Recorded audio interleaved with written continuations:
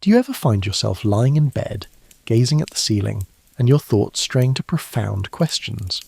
Why do bad things happen to good people? Or why was pineapple on pizza a good idea? Well, tonight, we're diving into one of the worst unboxing moments in mythological history, Pandora's box.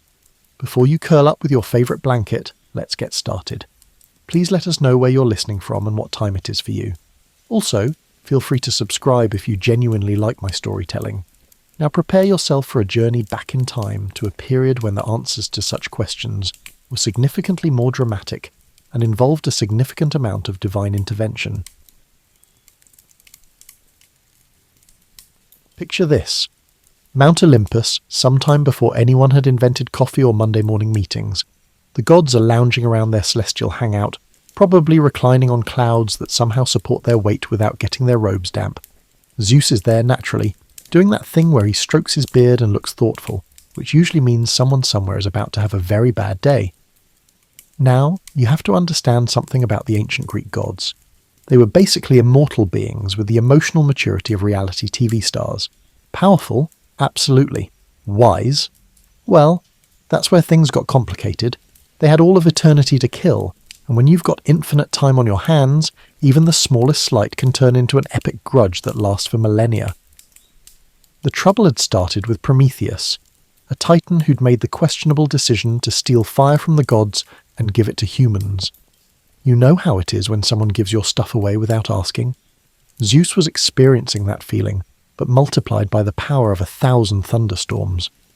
Prometheus had essentially taught humans to make s'mores, forge tools, and stay warm during winter, which sounds lovely until you realise he'd basically given away the gods' monopoly on not freezing to death.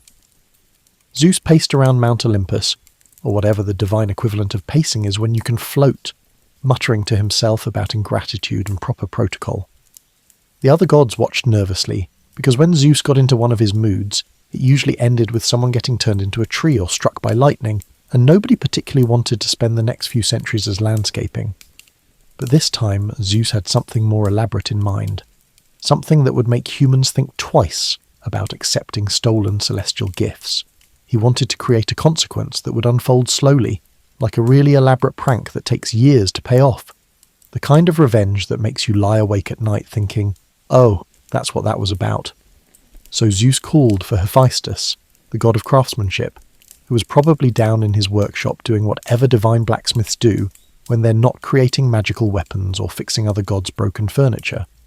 Hephaestus was the practical one among the gods, the kind of deity who actually read instruction manuals and kept his receipts. If you needed something built properly, he was your god.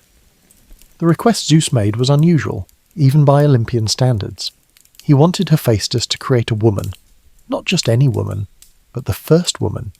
Someone who would be absolutely irresistible to humans, but who would also carry with her a gift that would change everything. It was like asking someone to build the world's most beautiful Trojan horse, except instead of soldiers, it would be filled with, well, we'll get to that. Hephaestus, being a craftsman, got excited about the technical challenge. He'd created plenty of things before, weapons, armour, automated golden servants that probably didn't complain about overtime, but a living being. That was new territory. He set to work with the enthusiasm of someone who just discovered a particularly interesting IKEA catalogue, except instead of an Allen wrench, he was using divine power and clay. As you drift off tonight, imagine the sound of divine hammering echoing across Mount Olympus, the gods placing bets on how this would all turn out, and somewhere in the mortal world, humans sitting around their stolen fire completely unaware that their lives were about to get infinitely more complicated. Sleep tight, and tomorrow we'll see what happens when gods try their hand at creating the perfect woman, and why that's always a recipe for chaos. The next morning on Mount Olympus, if gods actually experience morning, which is debatable when you live in eternal daylight, Zeus surveyed Hephaestus's work like a customer inspecting a custom order. The clay figure lying on the workshop table was certainly impressive, perfectly proportioned, with features that would make mortals stop mid-sentence and forget what they were talking about. But Zeus wasn't satisfied with just physical beauty. Oh no, that would be far too simple. You see, Zeus had decided this creation needed to be a true collaborative effort, like a divine potluck dinner where everyone brings something to the table, except instead of casseroles and desserts, They were contributing personality traits and supernatural gifts. It was going to be the ultimate group project, and we all know how those usually turn out. First up was Aphrodite, the goddess of love and beauty, who approached the clay figure with the kind of focused intensity usually reserved for wedding planners or people arranging furniture. She breathed life into the creation, but not just any life, the kind of radiant vitality that makes people write terrible poetry and make questionable decisions at 2 a.m. The clay woman's skin became luminous, her hair caught light like spun gold, and her smile could probably end small wars or start bigger ones. Athena, goddess of wisdom and crafts, was next.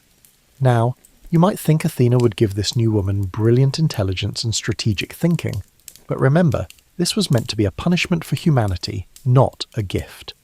So instead, Athena taught her the domestic arts, weaving, cooking, household management, but with a twist. She made her curious, dangerously, irresistibly curious. The kind of curiosity that makes you open emails marked urgent from people you don't know, or investigate strange noises in the basement when you're home alone. Apollo, never one to be left out of a creative project, gave her musical ability and a voice that could make birds stop singing just to listen. Artemis contributed grace and an affinity for nature. Each god added their own special touch, like divine aunts and uncles spoiling a favourite niece, except with cosmic consequences. But here's where things got interesting, and by interesting I mean the kind of complicated that makes you want to hide under a blanket and pretend it's not happening. Hermes, the messenger god and professional troublemaker, was given a very specific task.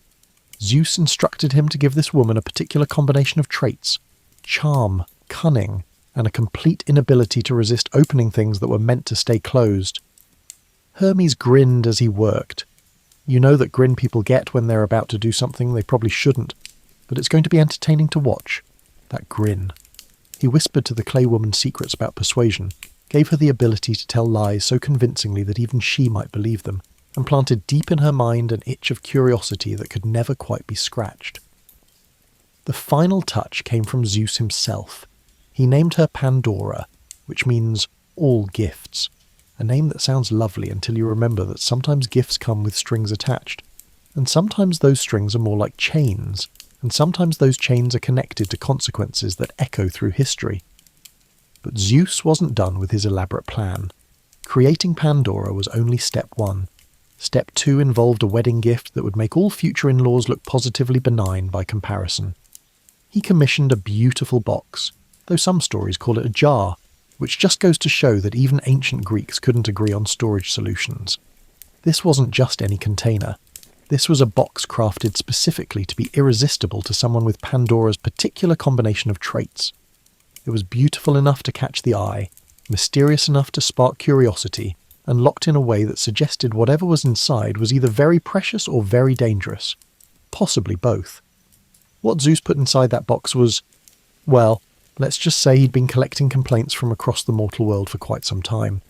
Every stubbed toe, every argument between neighbours, every moment when someone looked at their reflection and sighed, Zeus had been saving them all up like a particularly vindictive collector of human misery. As you settle in for sleep tonight, picture poor Pandora, newly created and blinking in the divine light of Olympus, having no idea that she's about to become the most significant wedding gift in human history. The gods are admiring their handiwork, completely pleased with themselves, while somewhere below, humans are still enjoying their stolen fire, completely unaware that their lives are about to get a major plot twist. Sweet dreams, and tomorrow we'll see how even the best-laid divine plans can have unexpected consequences. Now, creating the perfect divine punishment is one thing, but delivering it?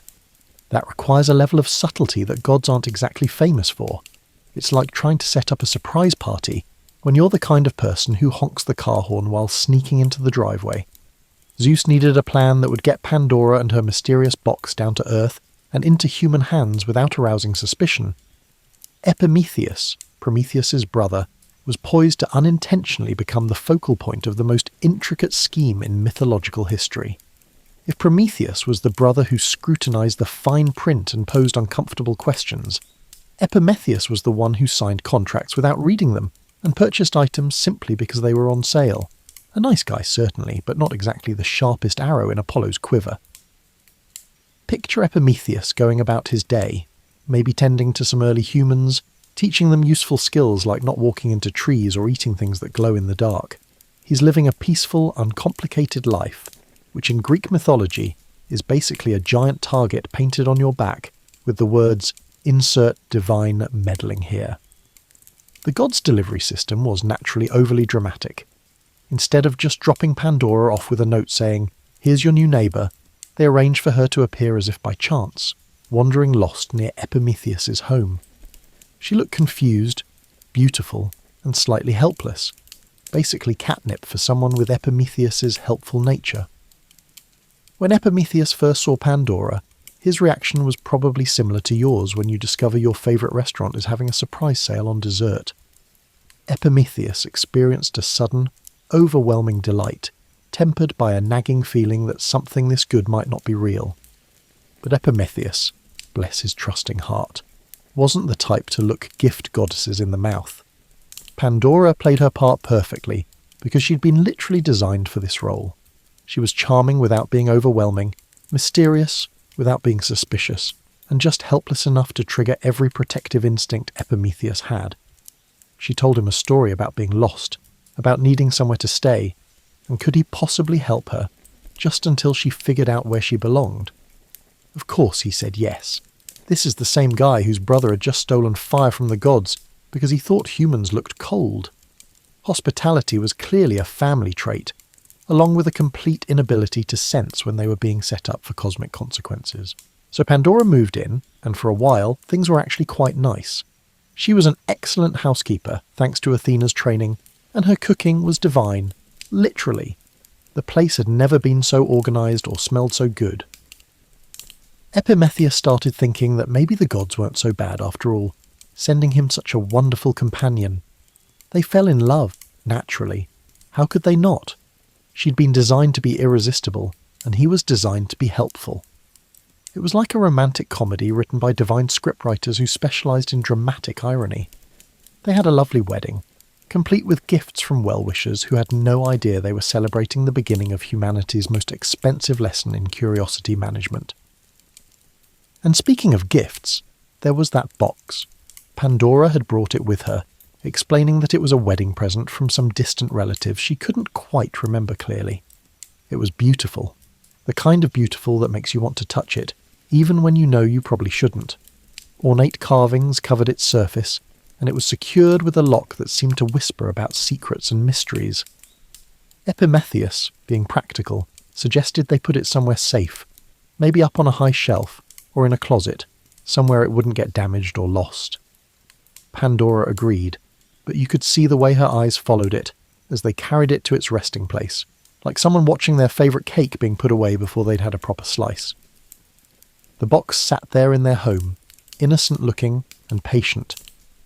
It didn't demand attention or make noise, it just existed, quietly radiating the kind of presence that makes you aware of it even when you're trying to ignore it. Like a wrapped present under the tree that you keep noticing out of the corner of your eye, or a text message notification you haven't opened yet. Days passed peacefully. Pandora kept house, Epimetheus went about his work, and they were genuinely happy together.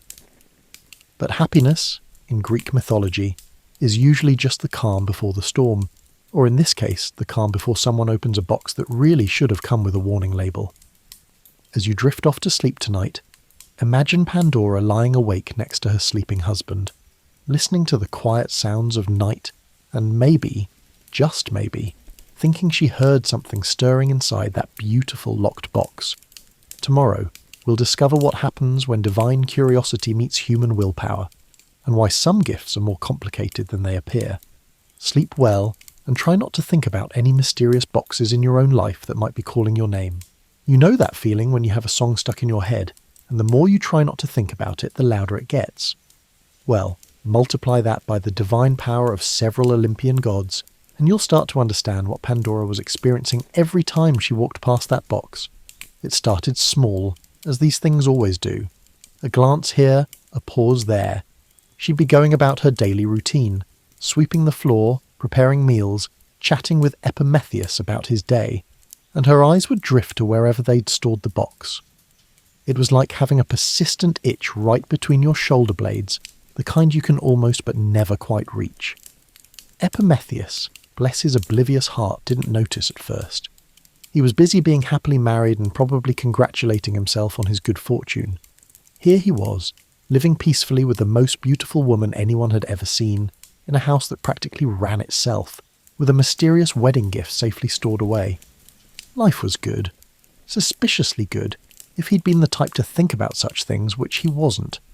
But Pandora was thinking about it. Oh, was she thinking about it? The box had a presence that seemed to grow stronger each day, like it was slowly turning up its own volume. She found herself making excuses to walk past it, to dust the area around it, to rearrange things nearby.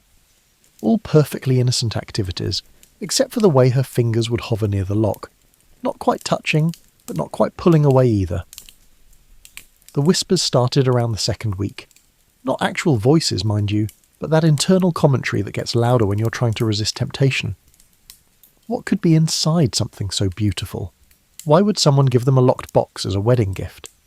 What if it contained something wonderful that they were missing out on by not opening it? Pandora tried everything to distract herself. She threw herself into household projects with the intensity of someone organising their closet to avoid thinking about their problems. She learned new recipes, rearranged furniture, even started a small garden. But no matter what she did, that box sat there in her peripheral vision like a cosmic itch that refused to be scratched. The really maddening part was how reasonable her curiosity seemed. This wasn't like wanting to read someone else's diary or peek at birthday presents. This was her wedding gift. Technically, it belonged to her and Epimetheus. Shouldn't they know what they owned? Wasn't it actually more irresponsible to leave it unopened? What if it contained something that needed attention, like flowers that would wilt or food that would spoil?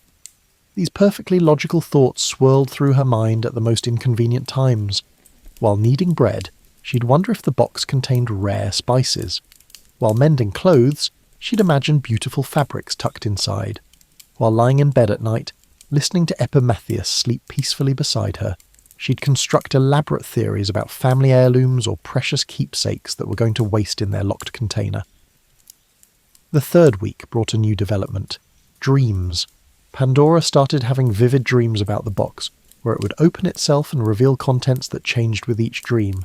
Sometimes it was filled with golden light, sometimes with precious jewels, sometimes with scrolls containing wisdom that could help humanity.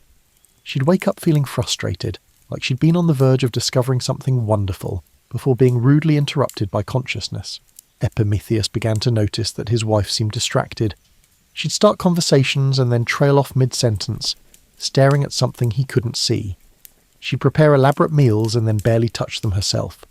When he asked if everything was all right, she'd smile and assure him that everything was perfect. But there was something in her eyes that suggested her mind was elsewhere. The breaking point came on a particularly quiet afternoon. Epimetheus had gone out to help some neighbours with a construction project. Something about building better shelters now that they had fire to keep them warm. Pandora was alone in the house, cleaning, when she found herself once again standing in front of the box. This time was different. This time she actually reached out and touched it. The box was warm under her fingers, smooth and inviting. The lock wasn't as complex as she'd thought. It was more of a latch, really. Probably designed more for keeping the contents secure during transport than for preventing anyone from opening it. She could probably figure out how to open it and close it again before Epimetheus returned. Just a quick peek to satisfy her curiosity, and then everything could go back to normal. Her hands trembled slightly as she examined the latch more carefully. It wasn't even really locked, she realised. It was just closed, like a door that wasn't quite shut tight, requiring only the smallest push to swing open. The house seemed unusually quiet around her, as if the world was holding its breath. Outside, even the birds had stopped singing. Pandora's heartbeat sounded loud in her ears as she stood there, balanced on the edge of a decision that would change everything, though she couldn't possibly know that yet. As you settle in for the night, picture Pandora in that moment of perfect suspension, caught between curiosity and caution, her fingers resting on the latch of a box that contains more than anyone could imagine. Sleep peacefully, and tomorrow we'll discover what happens when the irresistible force of divine curiosity meets the immovable object of a locked box. sweet dreams, and try not to think about what you might do in her position. Some moments in history happen gradually, like the changing of seasons or the way your favourite chair slowly moulds to your shape over years of use. Other moments happen in an instant, like the click of a camera shutter, or the moment you realise you've walked into the wrong room. The moment Pandora opened the box was definitely the second kind. Picture her there in the afternoon quiet, her fingers on the latch, her heart beating fast with anticipation, and just a whisper of anxiety. The kind of anxiety you get when you're about to do something you know you probably shouldn't, but can't quite talk yourself out of. Like eating cake for breakfast or staying up too late reading just one more chapter. The latch gave way with surprising ease, almost as if it had been waiting for this moment, which in a way it had. There was a soft click, barely audible, but in the stillness of the house it sounded as loud as a thunderclap. Pandora paused, listening for any sign that Epimetheus might be returning early, but the world outside remained quiet. She lifted the lid slowly, carefully, the way you might open an unfamiliar door or peek around a corner when you're not sure what you'll find. At first, there was nothing to see but darkness inside the box, as if it contained a piece of night itself. For a moment, she felt a flutter of disappointment. After all that wondering and waiting, was it empty? Then the darkness began to move. It started as just a wisp, like smoke from a candle that's just been blown out. Then another wisp, and another, curling up from the box in graceful spirals that caught the afternoon light streaming through the window.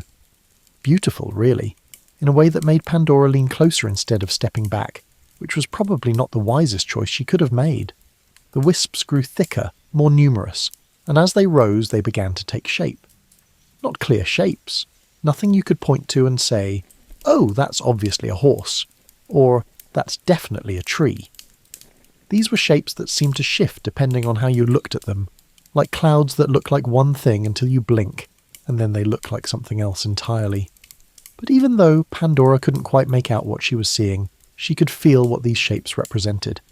Each wisp carried with it a sensation, an emotion, a state of being that humans had never experienced before.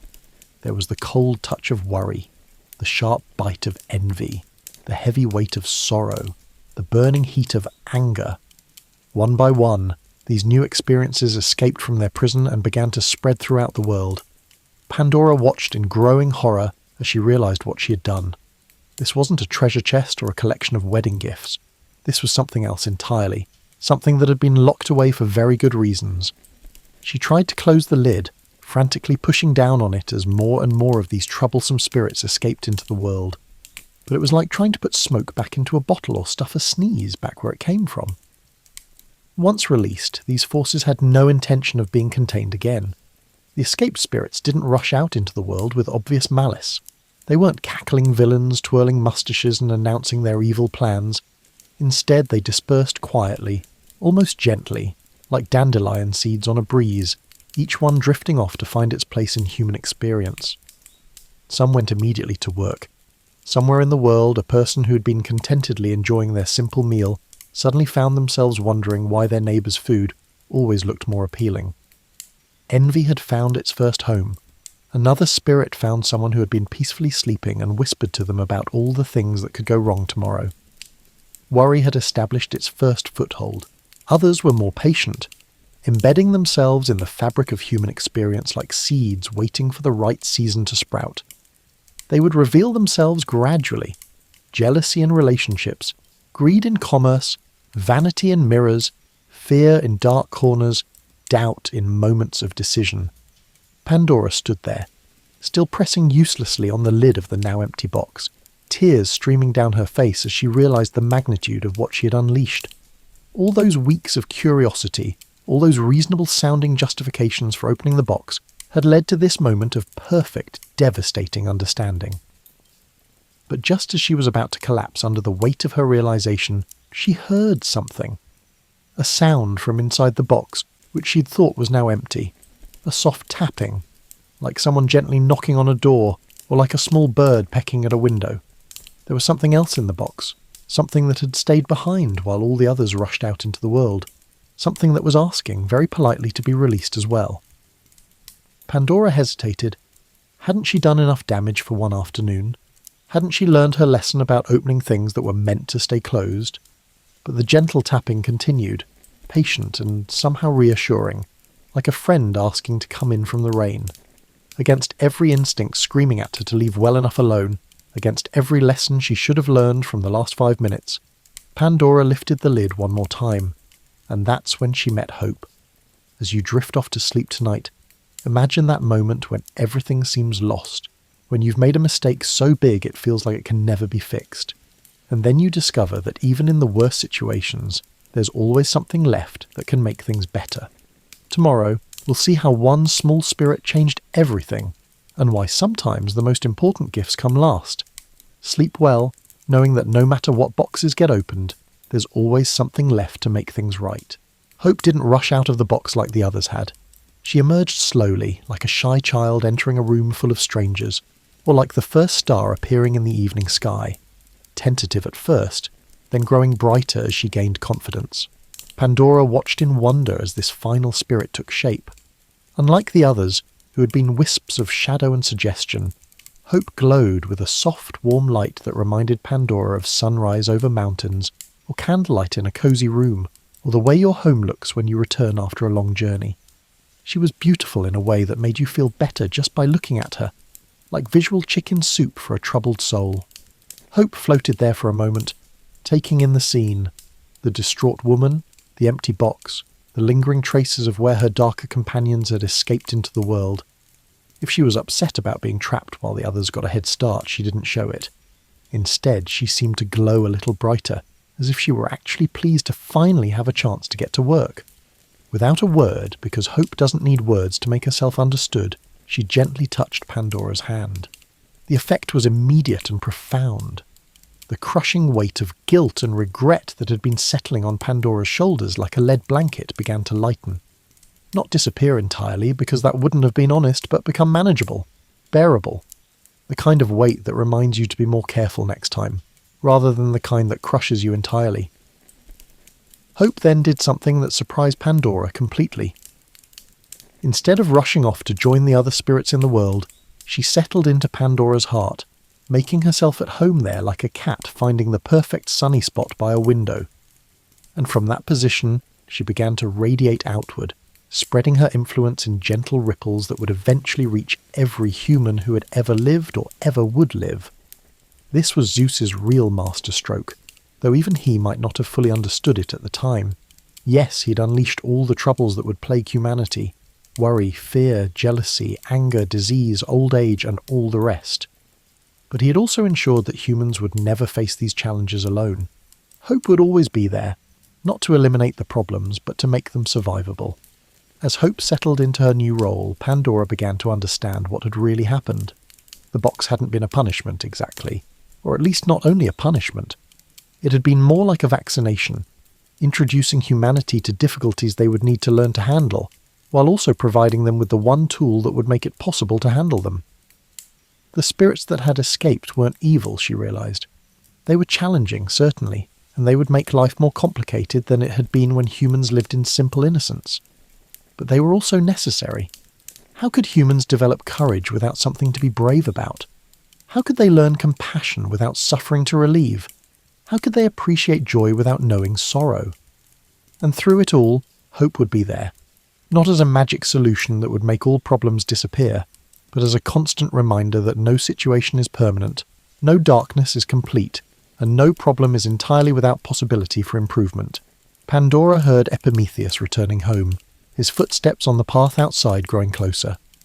She quickly closed the empty box and placed it back where it had been, though she knew she would have to tell him what had happened. Some secrets are too big to keep, especially from someone you love. When Epimetheus walked through the door, he immediately sensed that something had changed. Pandora looked different somehow, older, perhaps, but also more radiant. There was a depth in her eyes that hadn't been there that morning, and a kind of quiet strength that seemed to emanate from her very being. She told him everything, expecting anger or disappointment or blame. Instead, he listened quietly, and when she finished, he simply held her. Because Epimetheus, for all his trusting nature, was wise enough to understand that some mistakes are too large and too important to be called mistakes at all. Outside, the world was slowly adjusting to its new reality. The first argument between neighbours was happening somewhere, sparked by the newly released spirit of discord. The first person was lying awake worrying about tomorrow, courtesy of anxiety's inaugural appearance. The first instance of jealousy was poisoning a friendship, and the first case of greed was making someone eye their neighbour's possessions with new interest.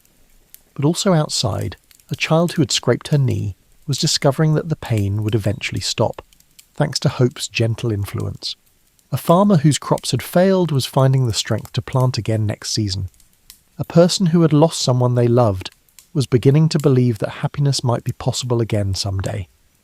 Hope was busy, as she would be for all of human history, whispering to people in their darkest moments that things could get better, that dawn always follows night, that winter always gives way to spring.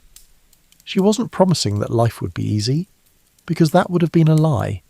Instead, she was promising something much more valuable, that life would always be worth living.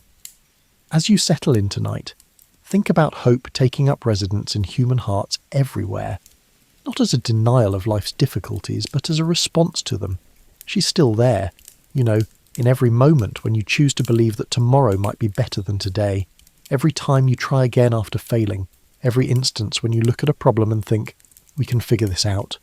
Sleep peacefully, knowing that no matter what boxes get opened in this world, hope always stays close to home. Now, if this were a typical fairy tale, we might end with Pandora and Epimetheus living happily ever after, having learned their lesson about curiosity and boxes and divine wedding gifts. But Greek mythology has never been particularly interested in typical endings, and besides, the real story was just beginning. You see, once hope had settled into the world, things became infinitely more interesting. Humans, who had previously lived relatively simple lives, focused mainly on not getting eaten by large animals or forgetting where they'd left their fire, suddenly found themselves dealing with complex emotions and situations that required entirely new skills. Take the first argument, for instance. Two neighbours who had previously gotten along perfectly well suddenly found themselves in a heated disagreement about whose turn it was to tend the communal fire. This was new territory for everyone involved. Arguments required strategies that nobody had needed before, like learning when to apologise, how to compromise, and why sometimes being right isn't as important as being kind. But here's where hope proved her worth. Just as the argument was escalating to the point where someone might say something they'd regret forever, she whispered to both parties that this problem could be solved, that friendship was worth preserving, and that maybe they could work out a schedule that made everyone happy. The first human compromise was born, along with the first genuine apology and the first really satisfying make-up hug. Pandora and Epimetheus became something like the world's first counsellors, helping other humans navigate these new experiences. People would come to them with problems that never existed before. I keep thinking about my neighbour's nicer house, and it makes me feel terrible inside. I'm worried that something bad might happen tomorrow, even though today is perfectly fine. I used to be happy with my life, but now I keep wanting things I don't have. Pandora, drawing on her own experience with temptation and consequences, became particularly good at helping people understand that having difficult feelings didn't make them bad people. It made them human. She'd tell them about the box, about the moment of choice, about how the worst mistake of her life had also somehow led to the best thing that ever happened to humanity. Hope, meanwhile, was having the time of her immortal life. She'd been cooped up in that box for who knows how long, listening to all her dramatic companions complain about being trapped, and now she finally had work to do. Real, important, world-changing work. She found herself in the heart of the first person to plant seeds after a drought, whispering that maybe this year would be different. She was there when the first human looked at a sick friend and thought, there must be something I can do to help, leading to the invention of medicine. She inspired the first person to look at a broken tool and think, I bet I could make this better, sparking innovation and improvement. Most importantly, hope was there in the quiet moments when people were tempted to give up. When the early farmers faced their first failed harvest, when the first relationships encountered serious problems, when the first humans realised that life was going to be much more complicated than they'd expected, hope was there, not with easy answers, but with the persistent belief that answers existed and could be found. The other spirits, meanwhile, were also settling into their roles in human experience. Worry taught humans to plan ahead and prepare for problems. Jealousy, while unpleasant, motivated people to work harder and achieve more. Even fear, perhaps the most troublesome of the bunch, served a purpose by helping humans avoid genuinely dangerous situations and develop courage by overcoming it. It was like the world's most elaborate ecosystem, with every emotion and experience playing its part in the complex business of being human. Not always pleasant, certainly not simple, but infinitely richer and more meaningful than the peaceful but somewhat boring existence humans had known before. As the years passed, Pandora and Epimetheus grew old together, another new experience for humans, courtesy of the spirits from the box. But even aging, they discovered, had its gifts. Wisdom that could only come from experience, perspective that could only be gained through time, and the deep satisfaction of watching the world they had accidentally helped create become more complex, more challenging, and more beautiful with each passing generation. Zeus, watching from Mount Olympus, found himself in the unusual position of having his revenge turn into something unexpectedly wonderful. He had intended to punish humanity for accepting Prometheus's gift of fire, but instead he had given them something far more valuable, the full range of human experience, seasoned with hope to make it all bearable and meaningful. And Pandora, she never again opened anything that was meant to stay closed, but she also never regretted that one moment of irresistible curiosity that had changed everything, because she understood something that even the gods might not have fully grasped when they set their plan in motion, that the most important gifts often come disguised as mistakes, and the most valuable lessons are learned not from success, but from the courage to face the consequences of our choices. Every evening, as she and Epimetheus sat by their fire, that stolen fire that had started this whole divine drama, she would feel hope stirring gently in her heart. Not as a reminder of what she had done, but as a promise of what was still possible. Tomorrow would bring new challenges, certainly, but also new opportunities, new problems, but also new solutions, new sorrows, but also new joys. The box sat on their shelf, empty now, but somehow still beautiful. Sometimes visitors would ask about it, and Pandora would tell them the story, not as a cautionary tale about the dangers of curiosity, but as a reminder that even when we make choices that seem to go terribly wrong, there's always something left that can make things right. Children especially loved the story, perhaps because they understood instinctively what adults sometimes forgot, that curiosity, even when it leads to trouble, is still one of humanity's greatest gifts. Without it, we would never discover anything new, never solve any problems, never grow beyond what we already know. And so the story spread, changing slightly with each telling, as stories do. Some versions emphasized the punishment, others the gift. Some focused on the troubles that escaped the box, others on the hope that remained. But all versions carried the same essential truth, that being human means facing difficulties, but never having to face them alone. As you drift off to sleep tonight, carried along by this ancient story that somehow still feels as relevant as ever, remember that you carry hope with you too. Not as naive optimism that ignores problems, but as the deeper knowledge that problems can be solved, that difficulties can be overcome, and that no matter how dark things might seem, there's always light waiting to be discovered. The box is empty now, but your heart isn't. Hope has made herself at home there, just as she did in Pandora's heart all those centuries ago. She's there when you choose to try again after failing, when you reach out to help someone else, when you plant gardens and make plans and believe that tomorrow might be better than today. And sometimes, if you listen very carefully in the quiet moments before sleep, you might hear what Pandora heard every night for the rest of her long, full, complicated, beautiful life. The gentle whisper of hope reminding you that every ending is also a beginning. Every closed door leads to an open window, and every story that starts with "once upon a time" is really just another way of saying anything is possible. Sweet dreams, and may hope keep you company until morning comes with its fresh possibilities and new adventures. The box may be empty, but the story continues, and you're part of it now too.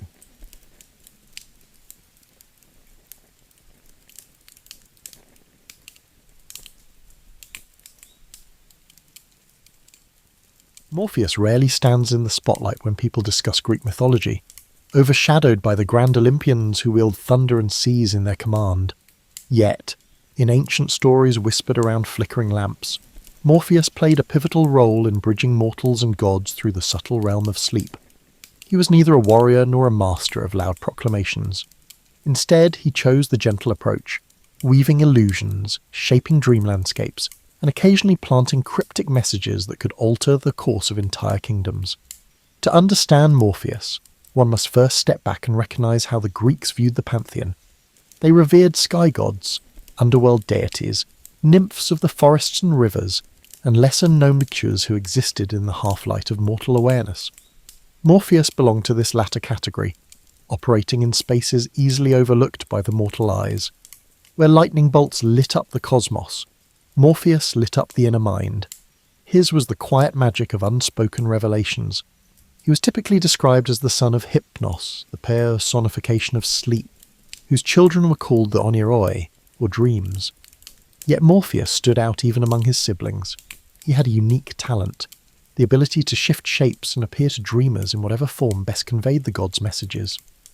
Some tales characterized him as an ethereal being, pale, silent, and drifting through moonlit corridors, while others claimed he was a shapeshifter who took on human guises so convincingly that dreamers seldom realized they were asleep. In either depiction, he was seldom menacing. There was no need to frighten mortals into submission. A carefully placed dream could do more to guide or warn than thunderous commands from on high. Morpheus occupied a pivotal position at the intersection of cosmic power and human fragility. Since ancient times, people have wrestled with the enigma of dreams. Are they mere figments of one's imagination? Or do they carry coded messages from beyond mortal perception? The Greeks, with their flair for blending superstition and storytelling, believed that certain dreams could indeed foretell the future or reveal divine will. For such dreams to occur, though, there had to be an intermediary, someone who shaped the dream into a symbolic narrative. Morpheus stepped into that role with an artistry that rivaled the muses themselves. He was not a mere messenger. The deeper mythic threads paint him as a curator of experience, someone who wove together a dream's characters, locations, and moods. He chose which relatives you might see, which long-lost lovers reappeared to stir your soul, which undiscovered realms you'd traverse. If the gods wanted a king to spare a village or redirect an army, Morpheus could craft a night vision so convincing that the recipient woke up resolute in a new plan. When the pantheon wanted to remain secret, Morpheus could deliver an enigma, a riddle wrapped in dream logic that only the clever or desperate would decipher. Yet for all this influence, Morpheus is largely absent from the boisterous epics of Homer or the grand tragedies performed in Athens. You won't find him leaping into battlefield scenes or presiding over mead-soaked banquets on Mount Olympus. His domain lay in the stillness of late-night darkness, unnoticed by the wide awake. No chorus sang loud odes to him, but behind the scenes, he shaped destinies as surely as any decree from Zeus. That subtlety attracted a certain reverence among those who paid attention. Mystics, seers, and even oracles at Delphi sometimes acknowledged him as a hidden ally. They believed that whereas Apollo declared truths in broad daylight, Morpheus gently revealed them under the cloak of sleep.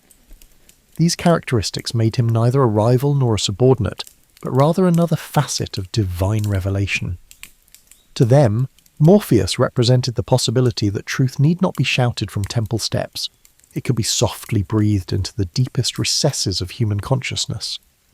In later centuries, references to Morpheus drifted into Roman thought, courtesy of the poet Ovid, who famously described him as the most gifted of the dream-bringers.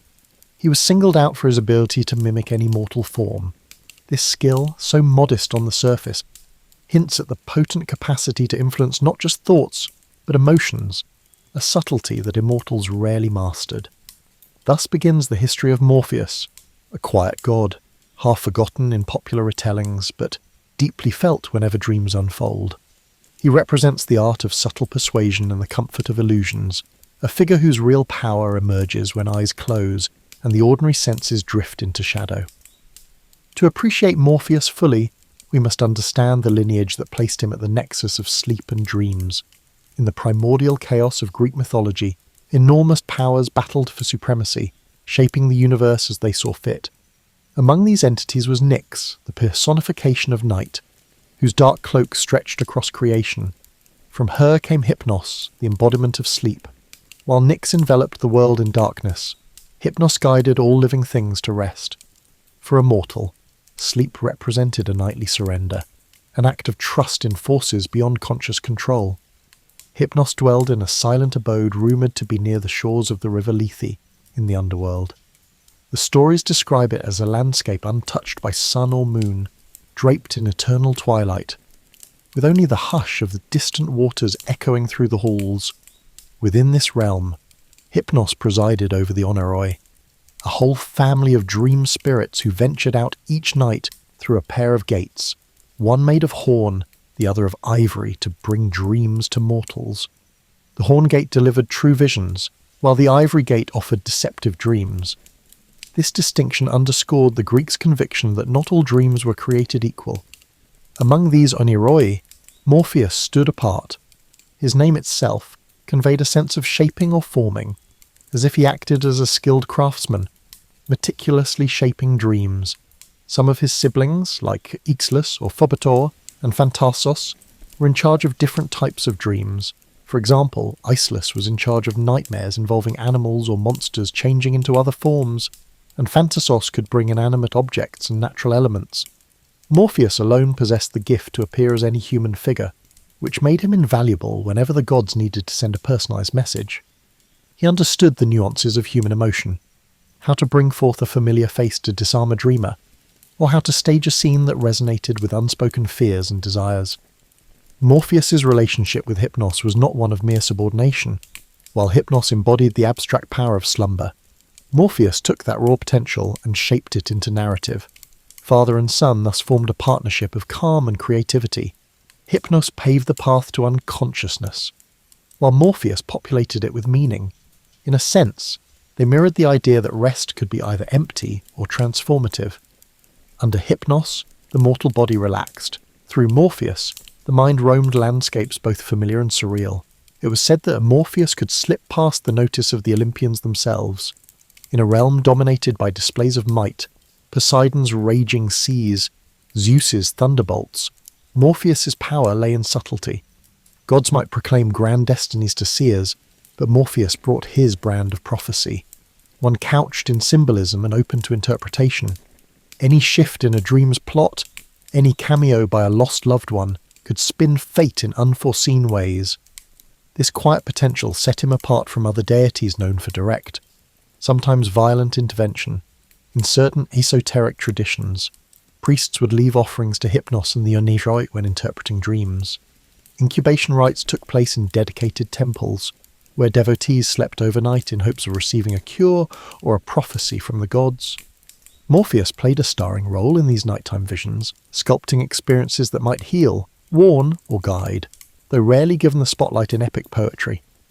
His presence was keenly felt by those who sought divine interaction without the spectacle of oracles or the hustle of public ceremonies. Over time, as Greek culture spread and mingled with other civilizations, the concept of Morpheus evolved. In some local myths, he was depicted less as a subordinate to Hypnos, and more as an independent god of illusions, free to intervene or withhold as he saw fit. His fluid boundaries gave him a certain mystique. Mortals who believed in him imagined that their late-night revelations weren't random flickers of the psyche, but carefully tailored messages from a divine guide. Of course, skepticism existed even in ancient times. Not everyone believed in the significance of dreams. Philosophers like Aristotle treated dreams largely as mental byproducts of daily activities. Others dismissed them as illusions that lured people away from rational thought. But for those who embraced the mysterious, Morpheus was a comforting figure, a deity who shaped intangible narratives, either as gentle warnings or sources of unexpected inspiration. In this way, the lineage of Morpheus, the quiet synergy of night, sleep, and dreams, symbolized the Greeks' deep fascination with the unseen dimensions of life. Within the hushed intervals of slumber, it was Morpheus who held the keys to imagination, bridging mortal concerns and divine intentions through a world woven from ephemeral shadows. Unlike gods who clamoured for shrines, Morpheus often arrived uninvited, slipping into mortal minds without ceremony. But references to him do emerge if one sifts through fragmentary texts, second-hand accounts, and the poetic flourishes of authors who found meaning in the dream realm. Among these, the Roman poet Ovid left one of the most detailed portrayals, cementing Morpheus's image as a master shapeshifter. Though Ovid wrote in Latin centuries after Homer, his verses revealed a fascination with the intangible realms of dream, further interweaving Roman and Greek perspectives. In Ovid's Metamorphoses, Morpheus is one of three brothers, each responsible for different aspects of dreaming. But Morpheus receives pride of place as the one who can mimic human forms. When the gods, especially the goddess Iris, needed to slip a message into a mortal's mind, Morpheus would be summoned. He would take on the likeness of a friend, a family member, or a beloved mentor. The subtlety of his craft was its force. He achieved through gentle suggestion what thunderbolts could not. Mortals, awaking from these dreams, often felt compelled to act with a conviction that reason alone rarely mustered. Yet behind this skill lay an irony. Morpheus himself appeared in a few face-to-face encounters with mortals. A shapeshifter by profession, he did not sport a signature visage in the stories. He might show up as an old shepherd or a radiant youth, whichever best carried the god's intent. This anonymity magnified his mystique. Though recognized as a deity, he was simultaneously anyone and no one. Averse to dramatics, Morpheus seemed content to remain overshadowed by more flamboyant gods. Perhaps he recognized that anonymity was power. No one begged some him for favours. No armies prayed for his intervention, and no temples were built where worshippers might harangue him with pleas. He did his work quietly and receded into slumber's twilight. That is not to say he lacked humour or emotion. In a few lesser-known stories, bards allude to Morpheus toying with dreamers, weaving in playful illusions. A tired traveller might dream of a lavish banquet only to wake up starving, cursing the false feast. A spurned lover might dream of reconciliation, only to awaken to the sting of reality. Occasionally, these illusions serve to teach lessons, moral messages about humility or gratitude, though they also reveal Morpheus's capacity for whimsy. Even gods, it seems, can entertain themselves with mortal foibles. His domain extended beyond mere illusions, however. Morpheus was said to have some sway over memory, a trait inherited through his lineage from Lethe's waters. While not as comprehensive as Mnemosyne, the titaness of memory, he could stir recollections long buried, bringing past joys or sorrows back into sharp focus during dreams. This occasional stirring of old memories sometimes acted as a catalyst for the mortal decisions. A warrior might remember a childhood promise and thus abandon the battlefield, or a grieving mother might recall the face of her lost child, finding solace or renewed determination upon waking. Crucial to Morpheus's influence was the fact that mortals rarely recognized his presence. They might blame the strangeness of dreams on a bad meal, or consider it a fleeting mood. Few realized that a divine hand had crafted the scenarios unfolding behind their eyelids. Those who did suspect a supernatural cause usually assumed it was a broad gesture from some Olympian, not the specialized artistry of a lesser-known deity. This was Morpheus's hallmark, to shape fates without demanding recognition. In certain Orphic traditions, the mention of Morpheus is accompanied by rituals intended to court beneficial dreams. People might write prayers or incantations, hoping for a vision that clarified a dilemma or revealed hidden truths.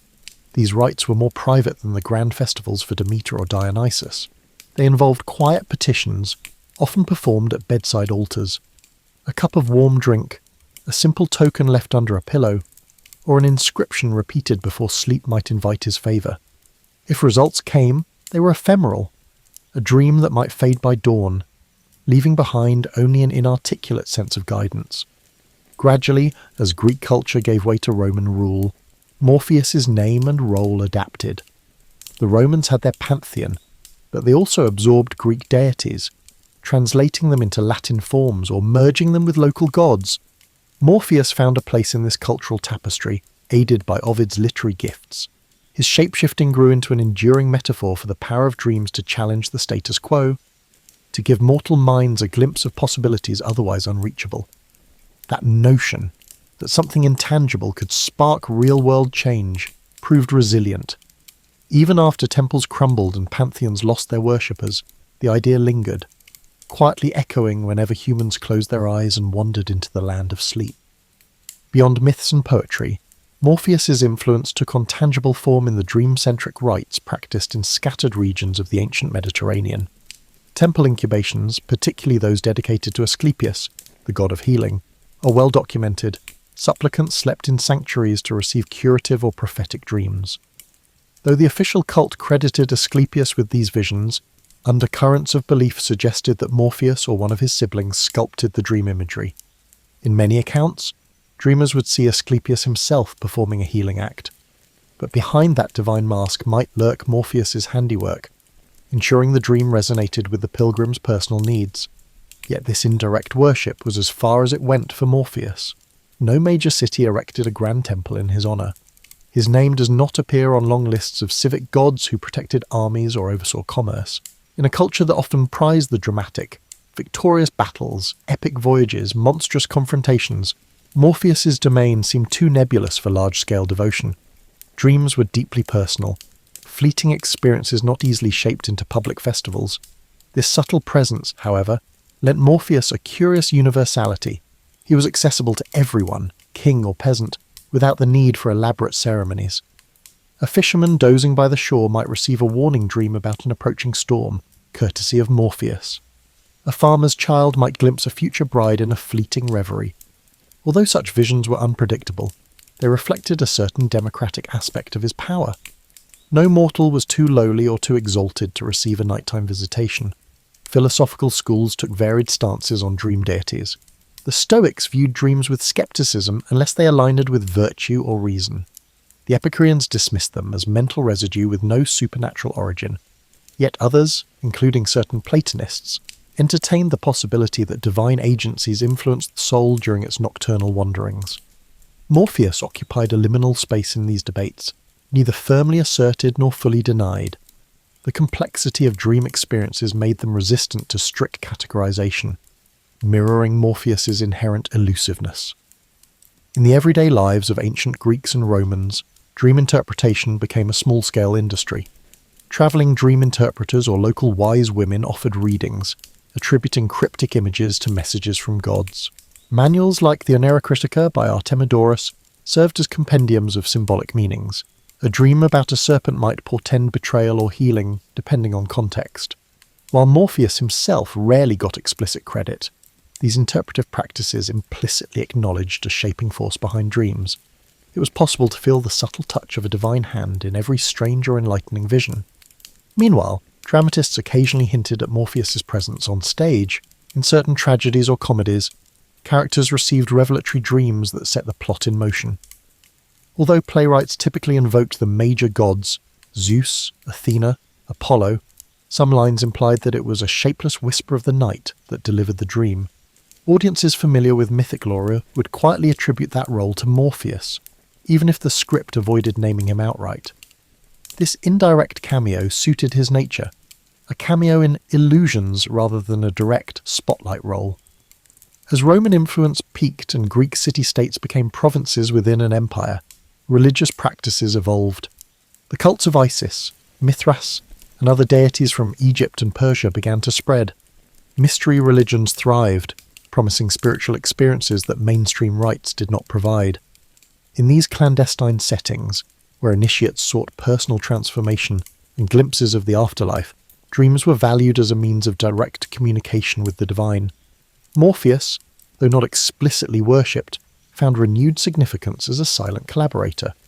Participants believed that their revelations during ritual-induced trance or sleep could unveil cosmic secrets.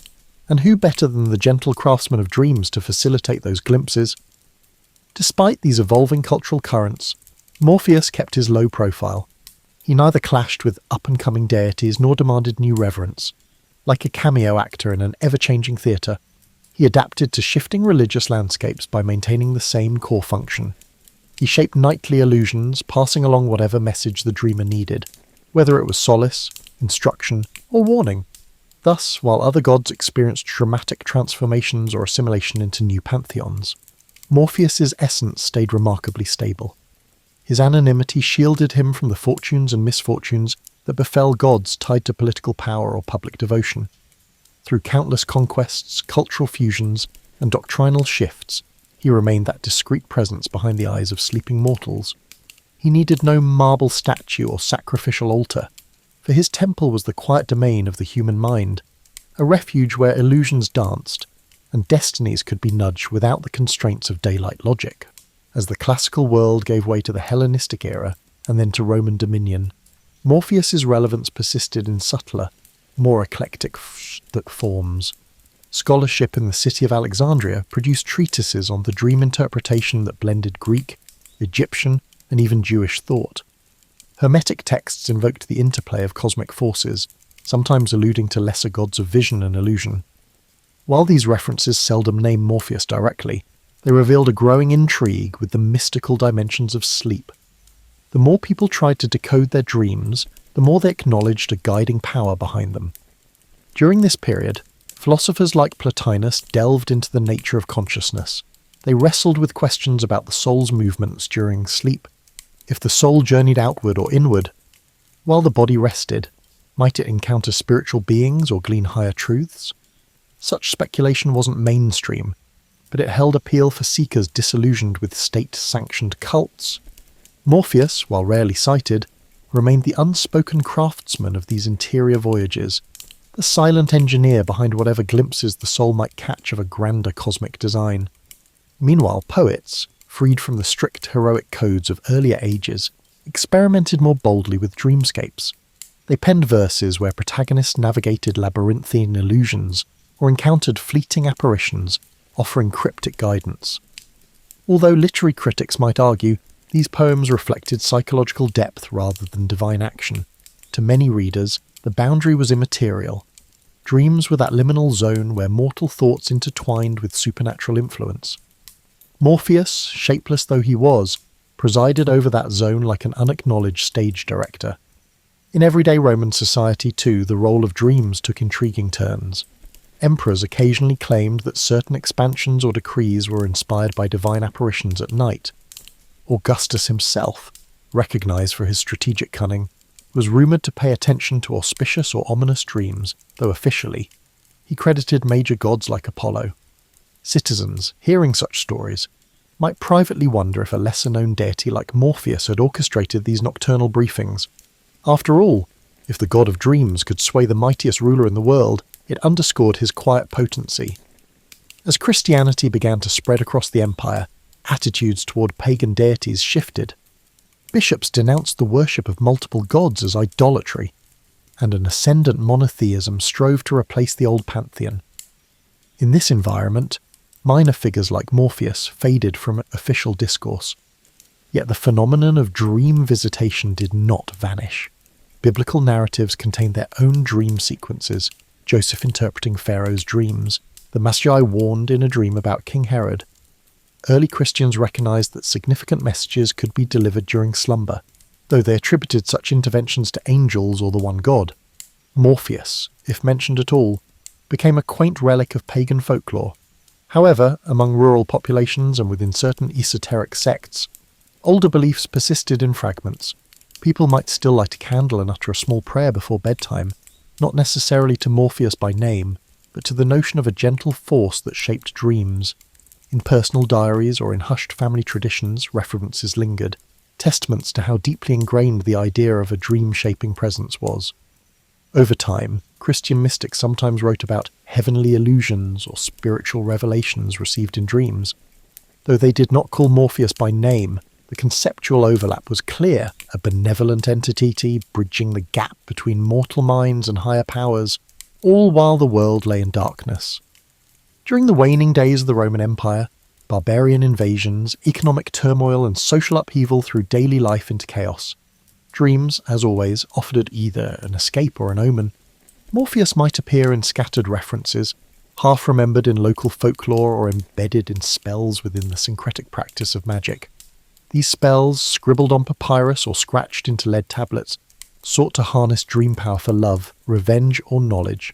In some, the incantation invoked a shape-shifting figure of night, a shadowy being able to emulate any human form. The text might use Greek or Latin synonyms, never explicitly stating Morpheus, but the lineage was clear to those who knew their myths. By the time the Western Roman Empire collapsed in the 5th century CE, the tapestry of old gods had unravelled in public life. Grand temples stood empty, their rituals undone, yet the intangible realm of dreams persisted as a private frontier. Morpheus, whether recognised by name or not, retained his function. As centuries slipped by, he would shape-shift again, receding deeper into cultural memory. In occasional manuscripts or monastic texts, he survived as literary reference, an allegory for illusions or hidden messages that surface when reason dims. The twilight of antiquity thus set the stage for a Middle Ages in which classical gods receded but never vanished entirely. Like seeds buried under layers of history, their legacies lay dormant, waiting to surface when imagination or scholarly curiosity revived them. For Morpheus, all it required was for people to dream, a condition unlikely ever to fade. Explicit references to Morpheus become rare in medieval Europe. The academic class largely occupied itself with textual analysis and theological treatises as Latin Christendom shaped the intellectual and spiritual terrain. If at all mentioned, dreams were explained as the result of divine or demonic powers. Still, the classical corpus never vanished entirely. Though sometimes covertly, copies of Ovid's Metamorphoses were distributed in monasteries due to the church's conflicted view of pagan literature. Morpheus stayed a weird footnote in these books, a name a conscientious monk or a curious researcher would come upon and question. The handful who did study Ovid or other classical texts came onto someone who resisted simple moral classification. Neither was Morpheus a demon, nor did he fit Christian angelology exactly. Instead, he was a crafter of visions, free from ideas of sin or virtue. Sometimes this ambiguity inspired creative interpretations, particularly in the undercurrents of medieval allegory. Some writers suggested that Morpheus might be used to represent the illusions of the world, his form shifting a metaphor for the ephemeral character of worldly concerns. Still, these readings were occult rather than conventional. Greek philosophy was kept alive and developed in the Islamic world, meanwhile. Dream interpretation flourished in that field, thanks in part to customs derived from the hadiths of the Prophet Muhammad, but references to Morpheus, especially, were few. Still, the idea of a shaping dream creature echoed in mystical Sufi teachings, in which glimpses in sleep may transmit spiritual truths. Although the name Morpheus did not travel much in these writings, the agent who creates significant illusions stayed universal. Europe became quite interested in classical antiquity by the Renaissance. A fresh wave of humanism pushed the study of pagan literature. Scholars rediscovered old manuscripts. Artists found inspiration in Greek and Roman mythology. Morpheus revived in this environment. Poets started referring to him more freely, entwining him into allegorical tales about time, knowledge, and love, though their images differed, since the ancients never offered a consistent iconography. Painters occasionally portrayed him as a winged young man or as a delicate presence hanging over a slumbering person. Beyond intellectual and creative circles, Christianity and local mythology concerning dreams nevertheless affected the public imagination. Common people could talk of night hags or guardian angels, entities visited during sleep, but not so much of an ancient Greek dream maker. But at the courts of Europe, where educated courtiers flaunted their classical knowledge, a reference to Morpheus marked the speaker as well-versed in old stories, a sophisticated illusion. Sometimes masquerading writers of masques and pageaux personified dreams, calling them Morpheus for a little vintage flair. The printing press helped these illusions to proliferate more quickly. Ovid's translations into common languages brought the clever dream shaper a larger audience. Renaissance writers who loved stacking their works with antique themes grew to favour Morpheus. He represented to them the magical ability of illusions, the tempting attraction of imagination, capable of surpassing the physical world. Trusting the audience's increasing awareness with mythic connections, Shakespeare's contemporaries would call for Morpheus in stage directions or comic asides. Morpheus's nature stayed fluid even with this increasing attention. Unlike Jupiter or Venus, who had well-documented personalities and cults, Morpheus was defined essentially by function. This provided writers of plays and poetry freedom. One author would label him an aloof trickster, while another might write him as a kind mentor. Some works confused him with the whole idea of the dream world and attributed any nighttime vision to the arms of Morpheus. At least among the educated classes, this word even seeped into common parlance, a beautiful way to explain falling asleep and a monument to how completely the god of dreams was entwining with Western consciousness. The Renaissance also inspired fresh interest in sleep and dreams in science and medicine. Unprecedented rigidity in their study of the human body, doctors dissected cadavers to grasp physiology. Still, the character of dreams stayed mysterious.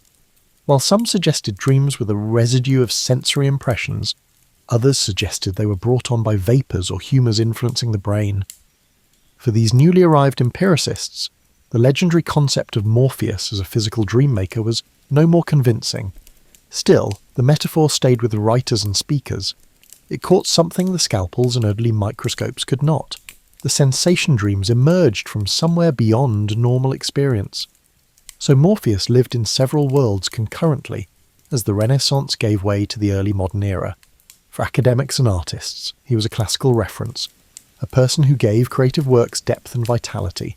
To the general public, he remained a rather obscure moniker, sporadically mentioned in sentences like "summoned by Morpheus," but hardly connected to any active religious practice. And to the rising ranks of scientists, he was a remnant of mythology, interesting, poetic, but inadequate in elucidating the real mechanics of the sleeping mind.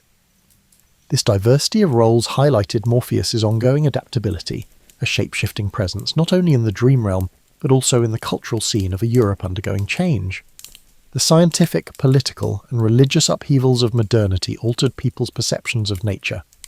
A more mechanical or logical view of human experience was influenced by the Industrial Revolution, the Enlightenment, and later advances in psychology. Instead of being living elements of belief systems, the ancient gods appeared in this context as antiquated artifacts, curiosities for literature, art, or historical research.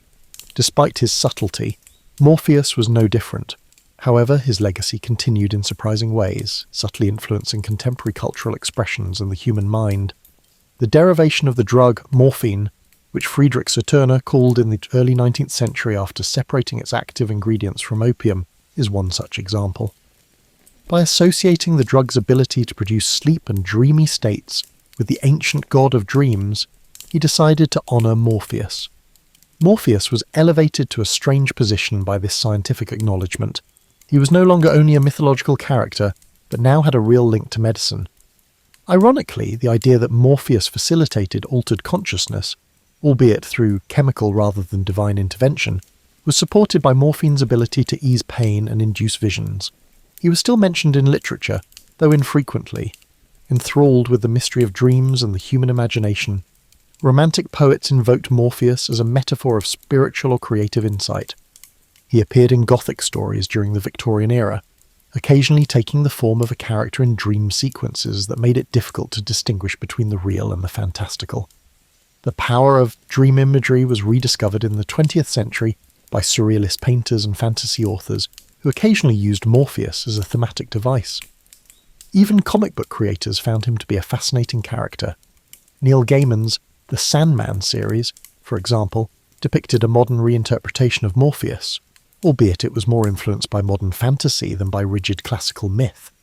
Meanwhile, under the leadership of individuals like Carl Jung and Sigmund Freud, psychology became a recognized field of study. They conducted in-depth research on dreams, examining their symbolic meaning and unconscious function.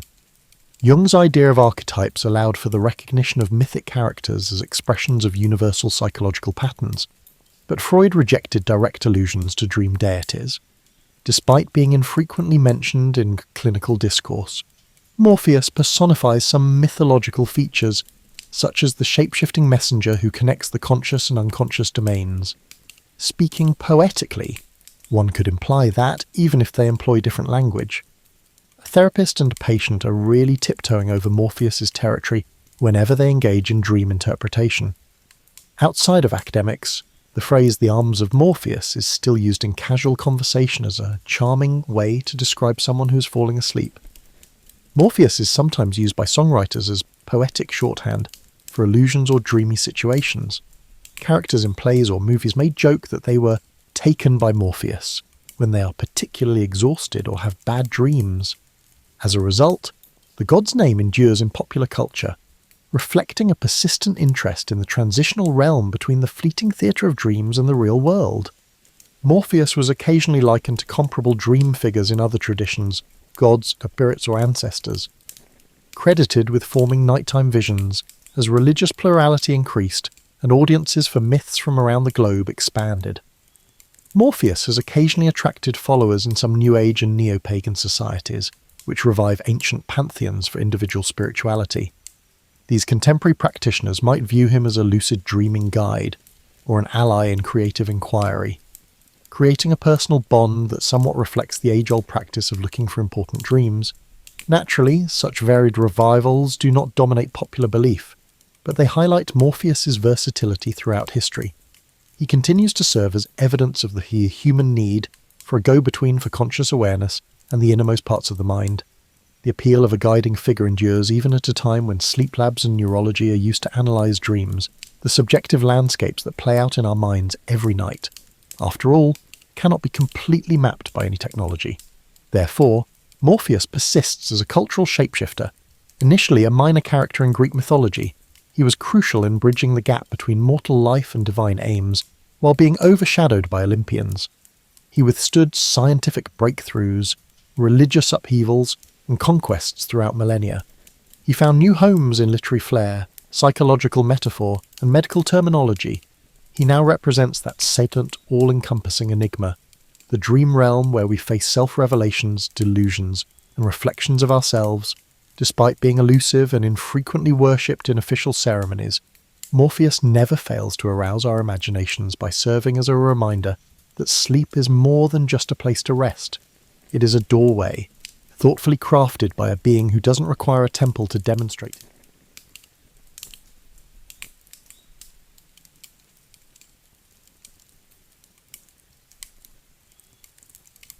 Picture this, you're sitting at home, probably enjoying a lovely cup of wine, and watching your baby son take his first wobbly steps. Life is wonderful. You've got a beautiful wife, a comfortable palace, and your biggest worry is whether the olive harvest will be as good as last year's. Then someone knocks on your door with the ancient world's equivalent of a draft notice. That's precisely what happened to you, Odysseus, when Menelaus showed up at your door around 1194 BC. Now, Menelaus wasn't just any neighbour. He was your brother-in-law's brother, and he had a problem. His wife Helen had run off with a Trojan prince named Paris, and Menelaus wanted her back. He didn't just want her back, he was assembling what would become the largest military expedition in Greek history to retrieve her. But here's the thing about you, Odysseus. You were smart, intelligent. You were intelligent enough to recognise this rescue mission for what it truly was. A 10-year commitment to a war that was likely to end badly for everyone involved. So when Menelaus came calling, you did what any reasonable person would do. You pretended to be crazy. You were not merely eccentric, you fully embraced the role of a method actor. You hitched a donkey and an ox to the same plough, which, if you know anything about farming, is like trying to parallel park with a shopping cart attached to your bumper. Then you started ploughing your fields in zigzag patterns, sowing salt instead of seeds. To anyone watching, you looked like you'd completely lost your marbles. It was actually a pretty brilliant plan. In ancient Greece, crazy people were generally left alone to do their crazy things. No one wanted to conscript the village madman for their holy war. You probably thought you were home free, settling in for a relaxing, peaceful fake insanity while everyone else sailed off to get themselves killed over someone else's marriage problems. But Menelaus hadn't brought just anyone with him. He'd brought Palamedes, who was almost as clever as you were. Palamedes took one look at your performance and knew exactly what you were up to. Therefore, he chose to expose your deception in the most terrifying manner imaginable. He picked up your infant son, Telemachus, your beautiful, innocent baby boy, and placed him directly in the path of your crazy plough. Suddenly, you had a choice: maintain your cover and potentially harm your child, or reveal your sanity and get drafted into the Trojan War. Any parent knows there's really no choice at all. You immediately swerved the plough, scooped up little Telemachus, and probably gave Palamedes a look that could have melted bronze. Your cover was blown. Your brilliant plan had lasted all of 5 minutes against a man willing to use your child as a lie detector. And just like that, your quiet life was over.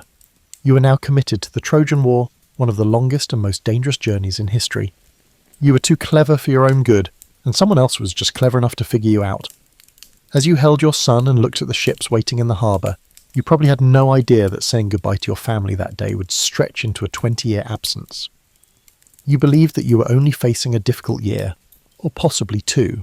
Instead, you face 2 decades of the most unfavourable circumstances any hero has ever encountered. The irony is almost painful.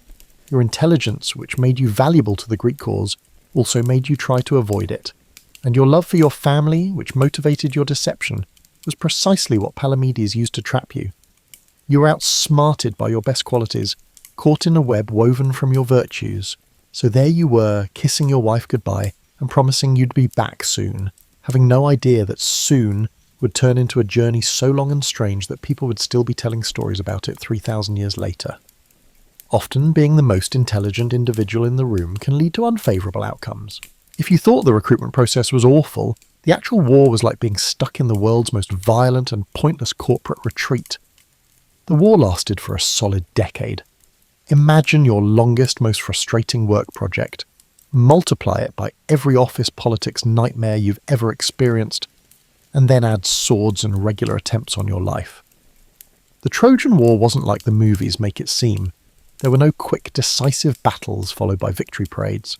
Instead, it was a grinding, decade-long siege that turned into the ancient world's equivalent of the worst camping trip ever. You were stuck on a beach outside Troy's walls, living in tents, eating military rations, and dealing with the egos of heroes who made modern celebrities look humble. Take Achilles, for example. This guy was the greatest warrior who ever lived, and he knew it. He was like having a co-worker who's genuinely brilliant at their job but reminds everyone about it constantly. Except instead of being annoying in meetings, Achilles would sulk in his tent and refuse to fight whenever someone didn't acknowledge his superiority. And when Achilles didn't fight, people died. Many people perished as a result of Achilles' inaction. Then there was Agamemnon, the commander-in-chief, who had all the leadership skills of a particularly stubborn toddler. He'd make decisions based on wounded pride, steal other people's prizes, and generally ensure that every problem took twice as long to solve as it should have. You spent 10 years watching this man turn simple tactical decisions into epic disasters. But here's what really worsened it for you, Odysseus. You were the problem solver. Whenever something went wrong, and something always went wrong, everyone turned to you. Odysseus will figure it out, they'd say. Odysseus is clever. This meant that unlike other heroes who could concentrate on their specific skills, such as Achilles with his fighting or Ajax, who also specialised in fighting, you had to take on multiple roles: the diplomat, the spy, the strategist, and the general crisis manager. You were the one who had to talk Achilles out of his tent when his feelings got hurt. You were the one responsible for devising the secret missions that were conducted behind enemy lines. When they required someone to infiltrate Troy disguised as a beggar to assess their defences, can you guess who was given that prestigious task? Unsurprisingly, it wasn't the guy who dazzled in armour. And the pressure was constant. Every plan had to work, because if it didn't, more of your friends died. Every diplomatic mission was critical, because the alternative was watching the war drag on for another year. You had to be perfect at your job while others had off days. The worst part was that you could see how the war could end, but no one would listen. For years you suggested strategies that might have wrapped things up quickly. However, everyone preferred to proceed in a more difficult and honourable manner, which often resulted in increased casualties. It wasn't until year 10 that you finally convinced them to try your most famous idea, the Trojan horse. Even then, gaining approval was a challenging task. Hide inside a giant wooden horse and sneak into the city, they said. That's ridiculous. But they were desperate enough by then to try ridiculous things. Of course, it worked perfectly. You'd known it would work, you'd been thinking about it for years. One night of clever strategy accomplished what a decade of straightforward fighting couldn't. Troy fell, Helen was recovered, and suddenly everyone was ready to go home and tell stories about their glorious victory. You probably thought the hard part was over. You'd survived 10 years of war, outsmarted the Trojans, and helped end the longest siege in history. It was now time to sail home to Ithaca, embrace your wife and son, and perhaps indulge in a lengthy bath. The journey home was supposed to be the easy part, just a few weeks of sailing across familiar waters. You had no way of knowing that the war, awful as it was, would be the relaxing part of your story. At least during the war you were surrounded by allies, you had regular meals, and the enemies were clearly marked and fighting fair. The journey ahead would make 10 years of war look like a pleasant vacation. As you sailed away from the burning ruins of Troy, likely feeling confident in your cleverness and eagerly anticipating the comfort of your bed, you were unaware that you had just exchanged one nightmare for another, and this next nightmare wouldn't have any fellow heroes to help you through it. Sailing home from Troy should have been straightforward. It's not like you were navigating uncharted waters. These were well-known Mediterranean routes that Greek ships had been using for centuries. Think of it as taking the interstate home after a long business trip. You know the way, you've done it before. What could possibly go wrong? As it turned out, everything went wrong. Absolutely everything. Your first major mistake happened right after leaving Troy, and it perfectly captures why being you was such a special kind of torture. See, you just spent 10 years being the smart guy, the one with all the plans, the hero who solved impossible problems. Your confidence was likely at its peak. So when you spotted the island of the Cyclopes, instead of sailing past like a sensible person, you decided to stop and explore. Now, any reasonable travel advisor would have told you that an island full of one-eyed giants was probably not the best place for a shore excursion. But you were curious, and curiosity was both your greatest strength and your most dangerous weakness. You wanted to see what Cyclops hospitality was like. Let me warn you, the experience was dreadful. You and your men ended up trapped in the cave of Polyphemus, a Cyclops who had all the charm of a grouchy bouncer and the table manners of a garbage disposal. This guy didn't just threaten to eat you, he actually started doing it, grabbing your men 2 at a time like they were appetizers at a very dark cocktail party. But here's where your intelligence saved you and doomed you at the same time.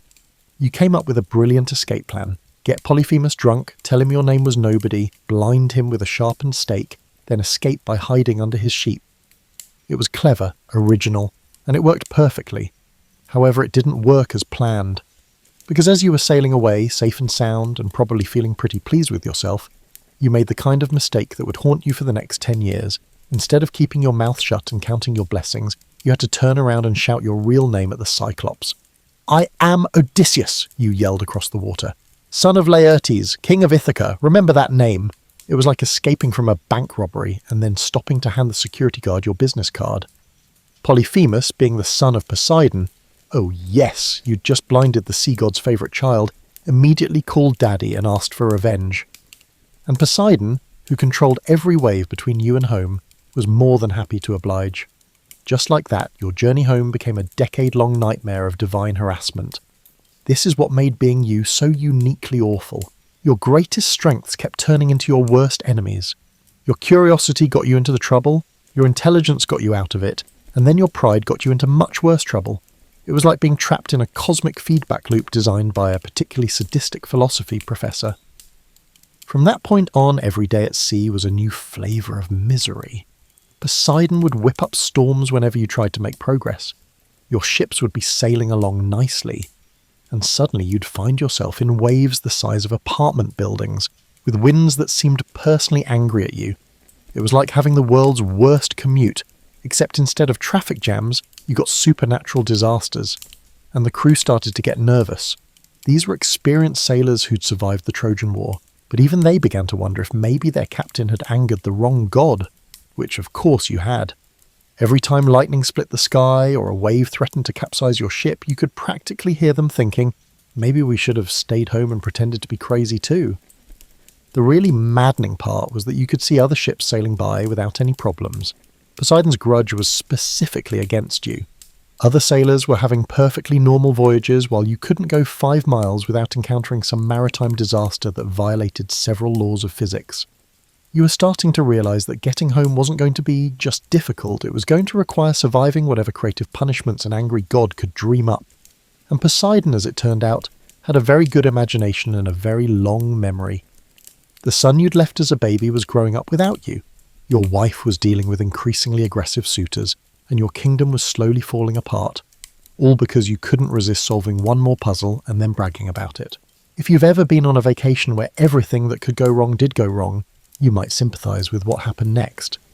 Except your vacation was actually a desperate attempt to get home, and instead of lost luggage and overbooked hotels, you were dealing with monsters, witches, and divine intervention designed specifically to ruin your day. Take your stop at Aea, the island of Circe.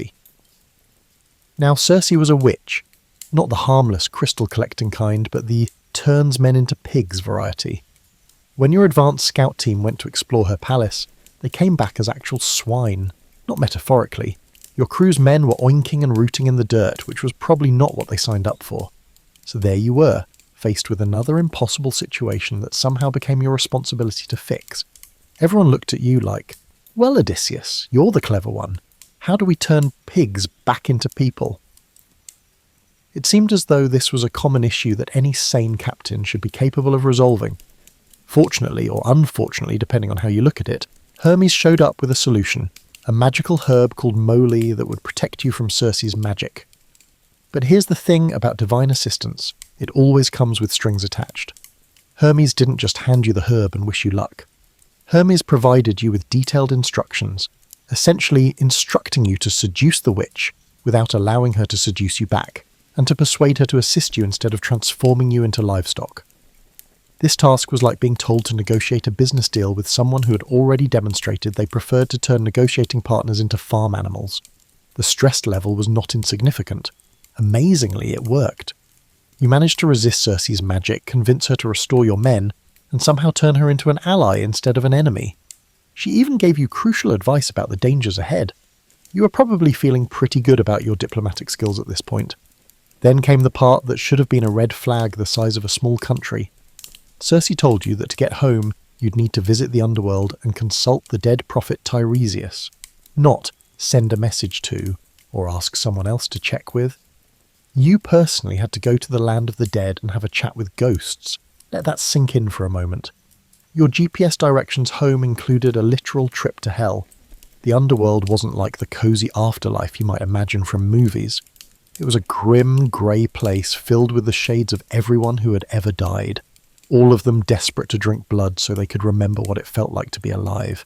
You had to perform sacrifices to attract the spirits, then try to have coherent conversations with dead people while surrounded by the moaning souls of everyone who had ever lived and died. And the advice you got?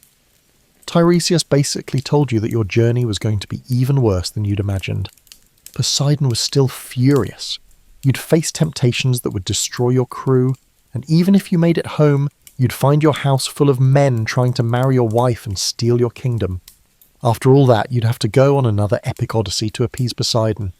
It felt akin to visiting a fortune teller who foretold a future filled with natural disasters, familial issues and endless journeys.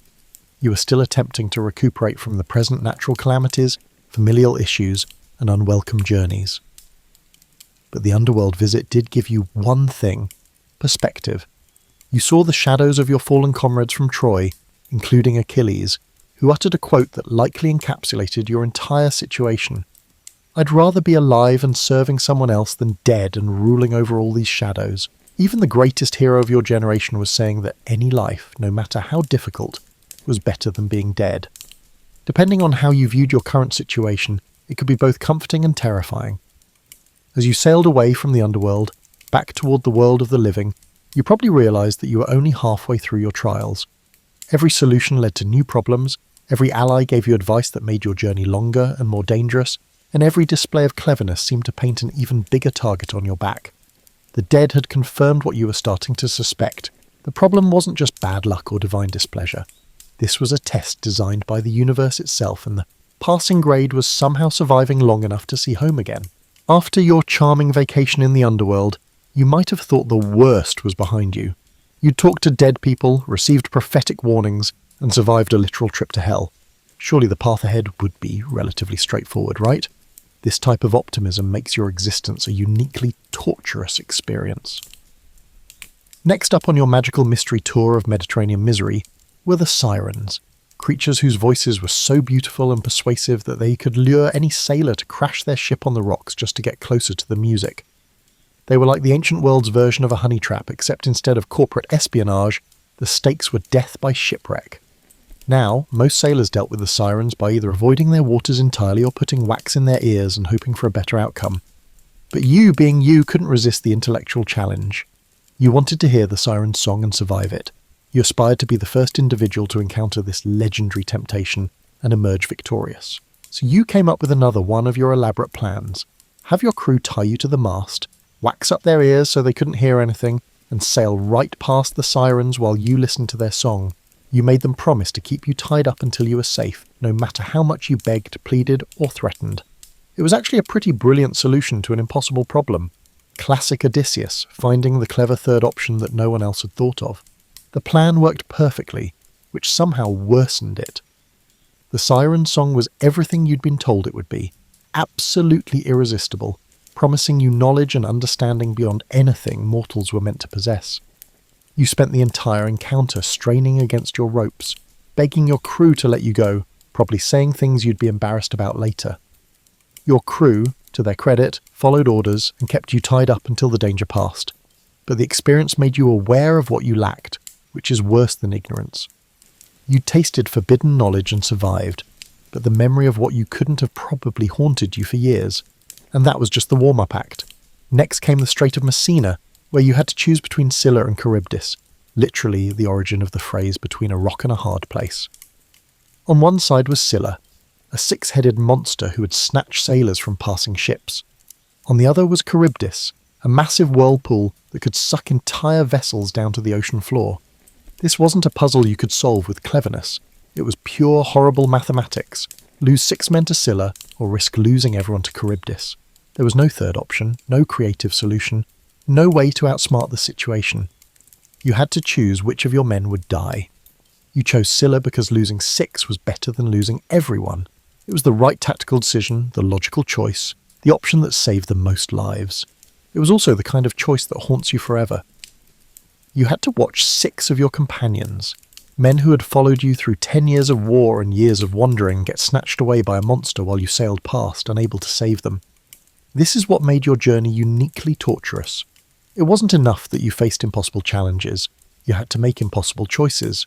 Your intelligence meant you could see all the options, understand all the consequences, and live with the knowledge that every decision came at a cost measured in human lives. However, the universe had not yet finished with you. Your final test came at the island of the sun god, where Helios kept his sacred cattle. Circe had warned you about this place. Whatever you do, don't let your men eat the cattle. It seemed simple enough. Avoid consuming the revered cows. How hard could that be? It turned out to be very hard when storms trapped you on the island for weeks, your food supplies ran out, and your starving crew looked at those fat, healthy cattle and started doing math of their own. While you were off praying to the gods for help, your men made a choice. Better to risk divine punishment than die of hunger. They killed and ate the sacred cattle. When you returned and smelled the roasting meat, you knew immediately what had happened. Your men had just signed everyone's death warrant, including yours. The sun god demanded justice, and Zeus was happy to provide it in the form of a lightning bolt that destroyed your ship and killed everyone aboard. However, this fate did not extend to you. You suffered by clinging to debris, watching your remaining companions drown, knowing that their deaths were the direct result of following you on this cursed journey. After years of keeping your crew alive through impossible dangers, you'd finally reached a situation where your cleverness couldn't save them, and now you were completely alone, floating in the sea with nothing but your regrets for company. Washing up on Calypso's island might have seemed like good luck at first. After watching your entire crew die and spending days clinging to wreckage in the open ocean, finding yourself on a beautiful tropical paradise with a goddess who wanted to take care of you probably felt like winning the lottery. Calypso was, by all accounts, stunningly beautiful, magically powerful, and completely infatuated with you. She promised you immortality, perpetual youth, and a luxurious life on her idyllic island. All you had to do was give up your obsession with getting home and accept that your old life was over. For most people, this would have been an effortless choice. Your wife hadn't seen you in nearly 20 years. Your son was grown up and didn't really know you. Your kingdom probably assumed that you were dead. Why not begin anew with a goddess who could provide you with everything? But here's what made being you so particularly agonizing. You couldn't stop thinking. You couldn't just accept the easy happiness being offered to you. Your mind kept working, planning, and remembering what you'd lost and what you still hoped to find. So instead of paradise, Calypso's island became a beautiful prison. Every day was the same. Perfect weather, incredible scenery, a goddess who wanted to spend time with you, and the growing certainty that you were slowly going insane from homesickness. Calypso couldn't understand why you weren't content. From her perspective, she was offering you the best possible life. She saved you from drowning, gave you everything you wanted, and offered to make you immortal. What more could a mortal want? What you wanted was the one thing she couldn't give you, the choice to leave. This went on for 7 years. For 7 years you experienced beautiful sunsets that reminded you of the sunsets over Ithaca. 7 years of comfortable beds that weren't your bed. 7 years of pleasant conversation with someone who wasn't your wife. The 7 years in paradise evoked a sense of exile, as it didn't feel like home. You spent those years sitting on the beach staring at the horizon, probably driving yourself crazy with questions that had no answers. Was Penelope still alive? Had she remarried? Was Telemachus ruling Ithaca now?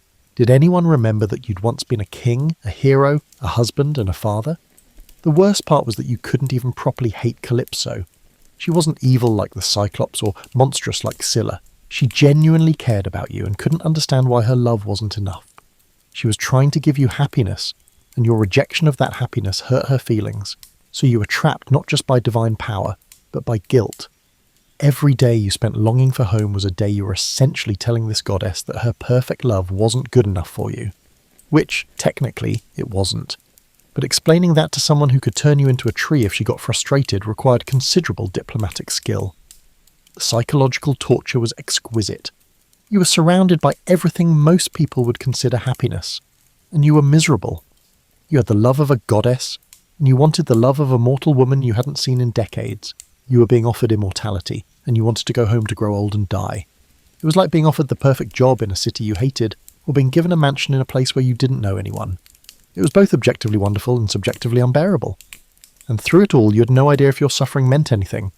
You didn't know if the gods were testing you, punishing you, or just forgot about you.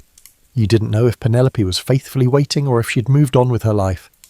You were making this enormous sacrifice, turning down paradise for the possibility of home, without any guarantee that home still existed. Home, the only thing keeping you sane, was the same thing that had gotten you into this mess. Your stubborn, relentless intelligence. You couldn't stop thinking, couldn't stop planning, and couldn't stop believing that somehow, eventually, you'd find a way home. Even when home felt like a dream you'd had once, long ago in another life, before you'd learned that the price of being clever was being trapped forever in the consequences of your cleverness. After 7 years of this beautiful torture, rescue finally came from an unexpected source.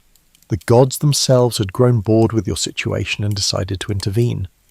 It was pleasant, yet it resulted in you being imprisoned in paradise for 7 years, simply because the divine powers had momentarily forgotten your existence. When Athena finally convinced Zeus to let you leave Calypso's island, you probably thought your troubles were nearly over.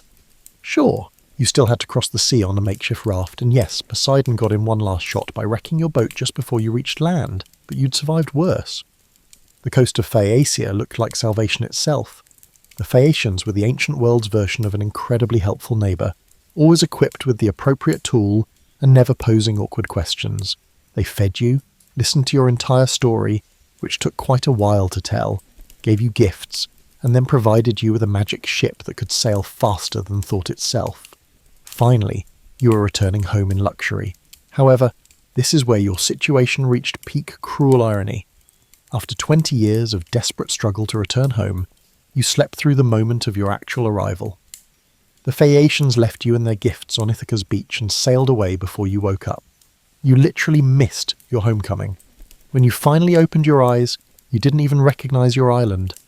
Athena had disguised the landscape to protect you, but for a few horrible moments, you thought the Phaeacians had dumped you in the wrong place. After everything you'd been through, the possibility that you were still lost was almost enough to break your spirit entirely. Once Athena revealed herself and explained the situation, you discovered that your problems were far from over. Your house was full of suitors, 108 men who had moved in, eaten your food, drunk your wine, and spent years pressuring your wife to choose one of them as her new husband. Your son Telemachus was angry and grown, your servants were split between loyal and traitorous, and your kingdom was on the verge of civil war. This wasn't the homecoming you'd imagined during those long years of exile. You dreamed of walking through your own front door, hugging your family, and settling back into peaceful domestic life. Instead, you found yourself planning what amounted to a military operation to reclaim your own home, and you had to do it carefully. These weren't monsters or gods you were dealing with. They were the sons of noble families, men with relatives who would demand justice if they were killed. You couldn't just storm in with your sword swinging. You needed a plan that would eliminate the threat while giving you legal and moral cover for what was essentially going to be a massacre in your own dining room. So you disguised yourself as a beggar, again with the disguises, and spent days infiltrating your own house, gathering intelligence about your enemies while being treated like garbage by men who were stealing your property. You had to watch your servants abuse strangers in your home, listen to the suitors mock your memory, and see how they treated your wife and son.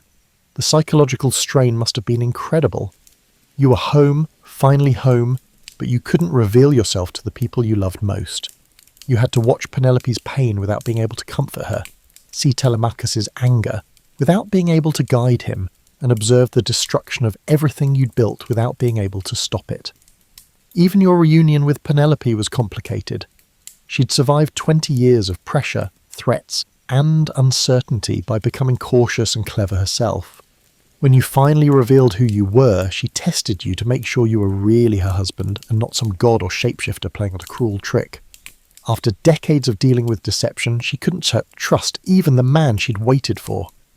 The final confrontation with the suitors was brutal and effective. With help from Telemachus and a few loyal servants, you killed all 108 men in a single afternoon.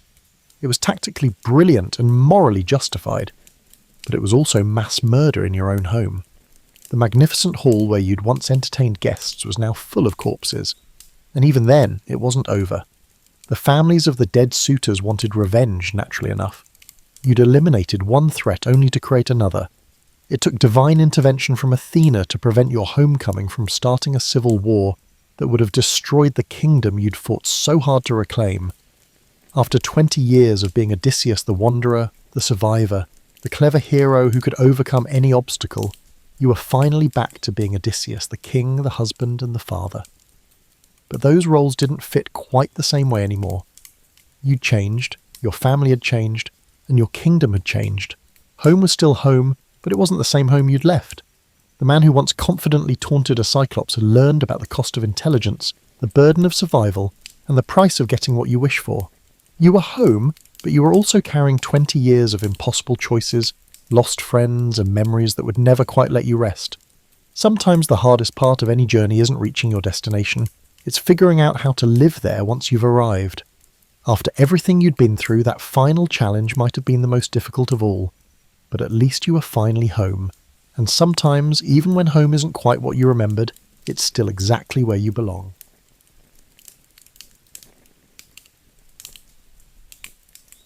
From the vantage of old Macedonia, where elders gathered beneath olive trees to swap hushed lore, the story of Hercules emerged in sparks of disbelief.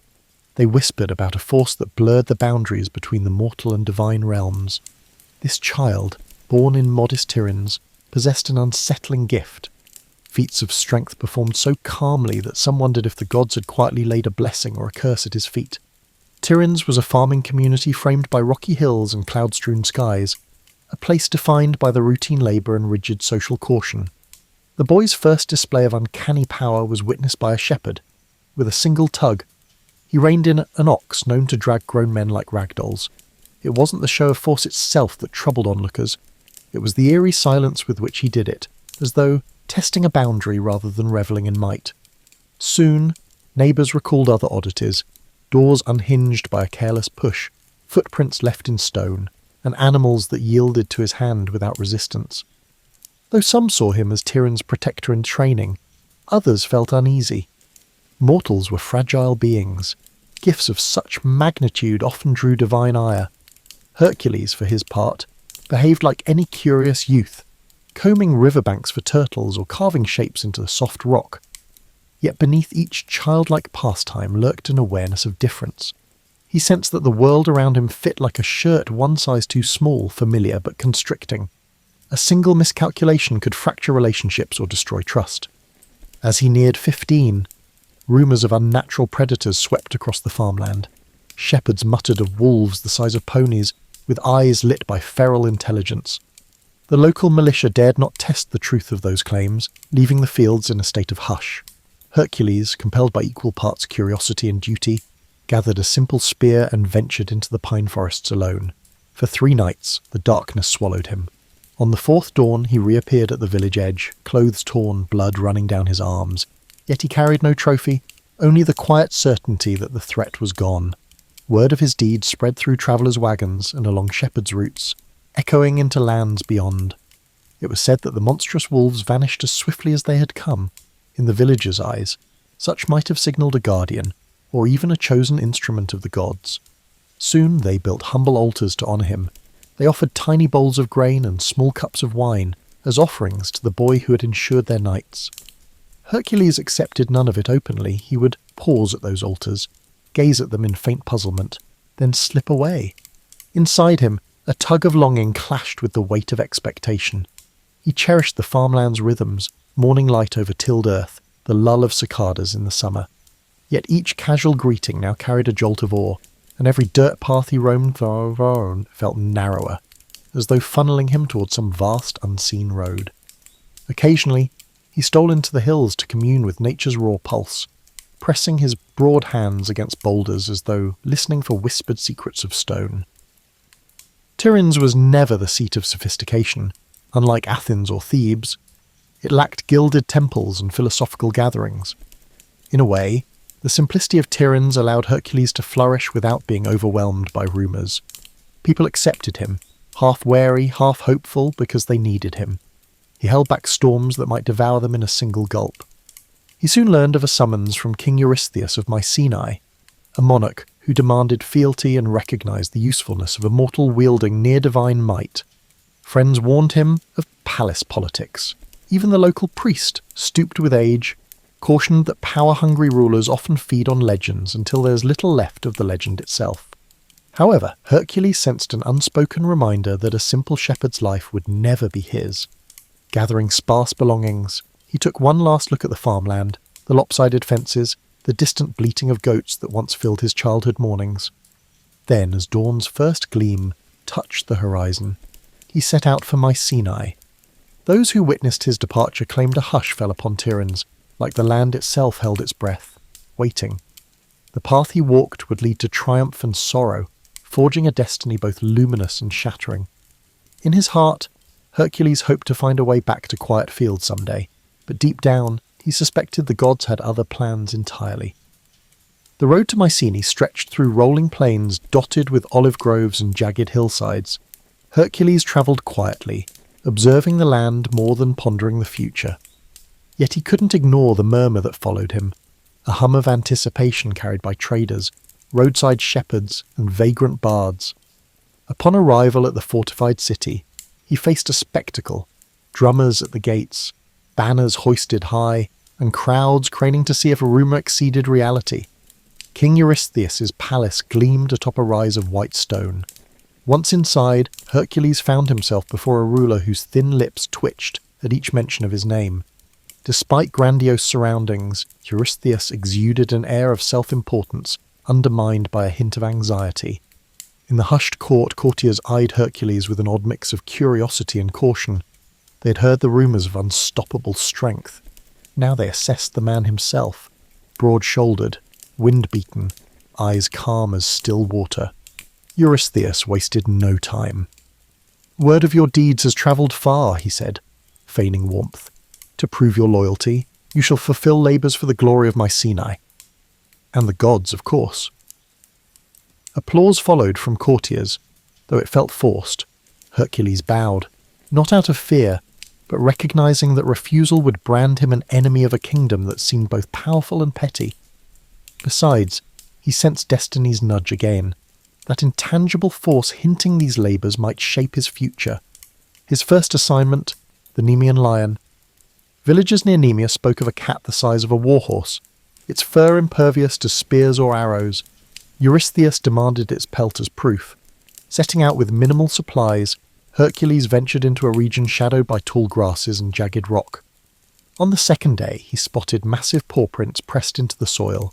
Following them, he entered a dank cavern overhung by dripping vines. The lion emerged, its coat shimmering like steel. Arrows snapped against its hide, confirming the rumours. They grappled, the beast roaring with unnatural ferocity while Hercules wrestled in silence, locking powerful arms around the creature's neck. At last, he wrenched it downward, ending its life with a blow that reverberated in his bones. No victory cry escaped his lips, only relief. He skinned the lion with its claws and then draped the pelt over his shoulder. When he returned, Eurystheus balked at the sight of that massive trophy. Commanding the city gates shut, He insisted Hercules remain outside due to his displaying future conquests from a distance. Thus began a curious ritual.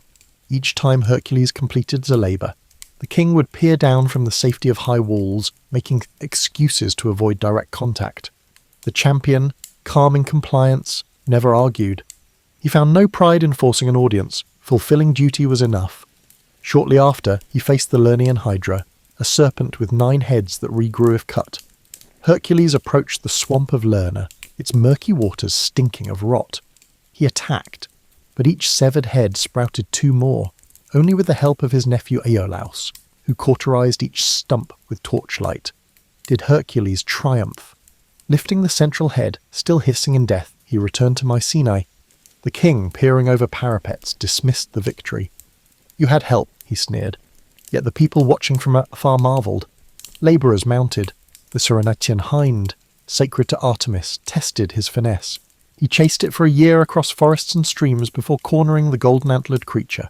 Rather than slay it, he merely captured and displayed it, then set it free, earning grudging respect from the goddess. He subdued the Erymanthian boar, bringing it back alive. After each feat, Eurystheus found reasons to belittle it. Still, word spread, forging Hercules' name into a legend that outgrew even the king's attempts to contain it. Hercules tasked with cleaning the Augean stables, an impossible mass of filth left for decades, diverted 2 rivers in a single day, washing away the grime and exposing the stable's owner, Augeas, for his dishonesty. Along the way, the hero recognized these tasks weren't simply chores from a cowardly king, they served as rites of passage. Each labour illuminated facets of responsibility, cunning, and mercy. Yet Hercules also sensed a growing gulf between himself and normal life. Day by day, the realm saw him less as a man and more as a living weapon. Behind the feats and rumours loomed an unspoken shadow. Stories hinted he was atoning for a private tragedy caused by a divine curse. He carried that burden silently, forging ahead on a path paved by others' demands. In fulfilling each new labour, Hercules grew ever more certain that his real battle lay within, a test to see whether monstrous foes or guilt from a past soaked in blood would claim him first. Over time, Eurystheus' list of labours seemed an endless well of peril. Some missions exuded a sense of malice, as if the king aimed to eliminate Hercules by challenging him to confront real-life nightmares. Yet it wasn't the magnitude of tasks that hollowed Hercules' spirit. It was the sense that each success fueled the king's resentment. Mycenae now revered a champion who strode in only to drop proof of another victory before vanishing again. At dawn one day, a messenger gasping for breath approached Hercules outside the city walls. A threat lurked by Lake Stymphalus, where ravenous birds terrorized farmers. Their iron-like feathers cut flesh, and the beating of their wings filled the sky with a menacing clang. Stymphalian birds were rumoured to be spawn of an ancient curse, feasting on anyone who strayed near the marsh. Eurystheus' decree was terse: exterminate them. Travelling to the lake, Hercules found the marshland choked with tall reeds and stagnant water. At dusk, he glimpsed shadowy shapes perched in twisted trees. Arrows alone wouldn't suffice. For every creature he felled, others scattered into the gloom. Recalling an old tale, he fashioned bronze clappers, forging a racket so loud it startled the flock skyward. As they took flight, he shot them down systematically. Their carcasses drifted into reeds, painting the swamp red under the waning sun.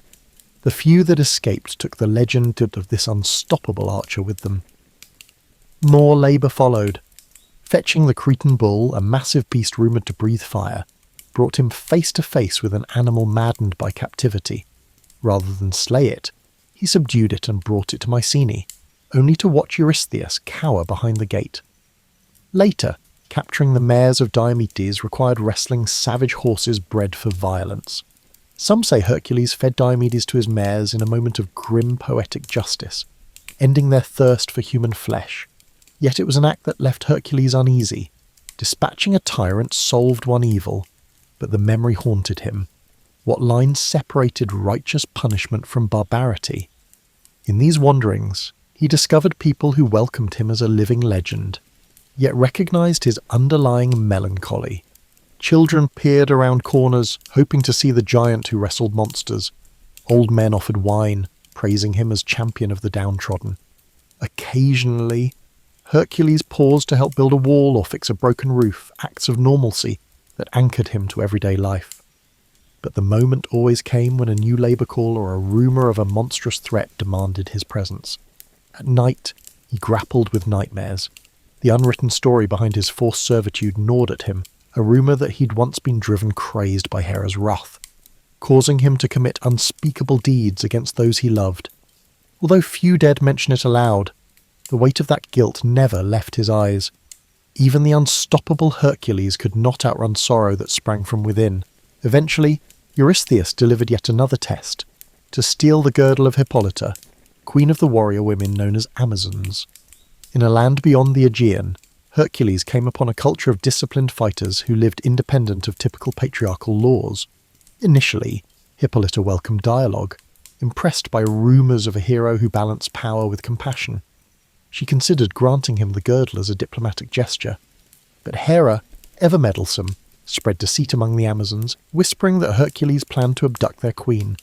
In the ensuing chaos, swords clashed, alliances shattered, and Hippolyta fell. Dying, she handed the girdle to Hercules, her expression etched with betrayal and sorrow. He departed with the prize, cursing the gods who twisted every peaceful solution into conflict. This pattern of tragedy bled across each mission. The more he accomplished, the less solace he found. The blame was easily laid at Eurystheus's feet. But Hercules understood that the seeds of discord came from the gods themselves, and from his heart, burdened by regrets. No monstrous hydra or invulnerable lion caused him as much pain as the memories he couldn't erase. Each labour, though celebrated by others, felt like an extension of penance. Still Hercules pressed on, partially out of duty and partially from an instinct that stopping might let darker forces run rampant. He was no politician, no orator, but people believed in him, and in their belief, he found a reason to shoulder his tortured past. So he continued, forging alliances with honest souls, meeting cunning foes in remote lands, and slaying nightmares so ordinary folk could rest at night. Through scorching deserts and perilous seas, Hercules roamed like a wandering guardian. His reputation derived more from his deeds than his words. Even so, a question circled endlessly in his mind. Would saving the world ever wash away the blood on his conscience, or was he doomed to carry his haunted legacy until the end? As the labours approached their conclusion, Hercules observed a change in the political landscape. Mycenae's commoners adored him, weaving new songs about his might, but the court seethed with jealousy. King Eurystheus, cornered by his decree, pressed onward with increasingly brazen demands. He ordered Hercules to journey to the far edges of the known world. Some suspected the king hoped the hero would never return, sparing him the embarrassment of living in another man's shadow. A test soon arrived in the form of the cattle of Geryon, the creature Geryon, rumoured to have 3 bodies fused into one, reigned over a sun-scorched land beyond the pillars marking the westernmost boundary of mortal travel. The prize, a herd of crimson cattle prized by gods and kings alike. Hercules set off, crossing mountain passes, scorching deserts, and nameless seas. He famously split a landmass to create a strait, some said in a moment of frustration, others as a statement of power, raising what would later be called the Pillars of Hercules. He eventually arrived at Geryon's domain, where a monstrous hound guarded the cattle. Battling Geryon demanded strategy, for each torso wielded a different weapon. Hercules exploited the confusion, striking while the giant struggled to coordinate his 3 minds. With Geryon slain, he herded the cattle through hostile territories, clashing with thieves and hostile kings along the way. His triumphant return to Mycenae, driving those surreal red-hided animals, caused a stir of both admiration and dread. Yet Eurystheus welcomed him only from a safe distance. Soldiers corralled the cattle, sacrificing many on Eurystheus's orders. The more the king tried to belittle Hercules' efforts, the more ordinary citizens hailed the hero as a saviour of the realm. Privately, Hercules remained unmoved by their cheers. Each new conquest carried echoes of moral conflict, as if he were a blade used by manipulative hands. Another monumental feat involved the golden apples of the Hesperides, guarded by a serpent coiled in a hidden orchard. Tales said the apples conferred immortality, though most mortals never reached the far-flung garden. Hercules travelled for months, uncertain if such a place truly existed. Eventually he encountered Atlas, the Titan condemned to hold the sky on his shoulders. Seizing an opportunity, Hercules offered to take that cosmic burden temporarily if Atlas would fetch the apples. Atlas retrieved them, but then tried to abandon Hercules, hoping to free himself from eternal torment. Through a cunning ploy, Hercules tricked Atlas into reclaiming the heavens, walking off with the fabled fruit. When he presented the golden apples to Eurystheus, the king had no idea what to do with them. Legend says Athena herself intervened, returning the apples to their rightful place. In that moment, Hercules glimpsed the gods' casual involvement. They toyed with mortal affairs, granting fleeting favours or curses, shaping destinies as one might shuffle coins. He realised that each labour was less about Eurystheus's commands and more about the gods' inscrutable agenda and his path of atonement. Only one task remained: descending into the underworld to capture Cerberus, the three-headed hound of Hades. This final labour surpassed mortal limits, for no living soul dared approach that dismal realm without invitation. Hercules ventured down the dark corridors of the earth, guided by wailing spirits and the unrelenting pull of cosmic gloom. Before the throne of Hades, he offered to wrestle Cerberus bare-handed if permitted to bring the beast to the surface.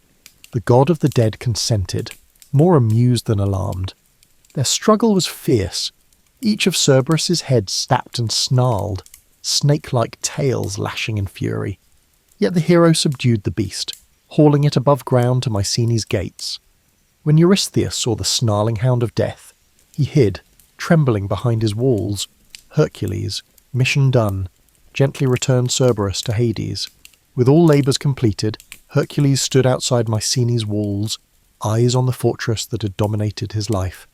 He expected neither thanks nor release, for he understood his service wasn't to Eurystheus but to something deeper.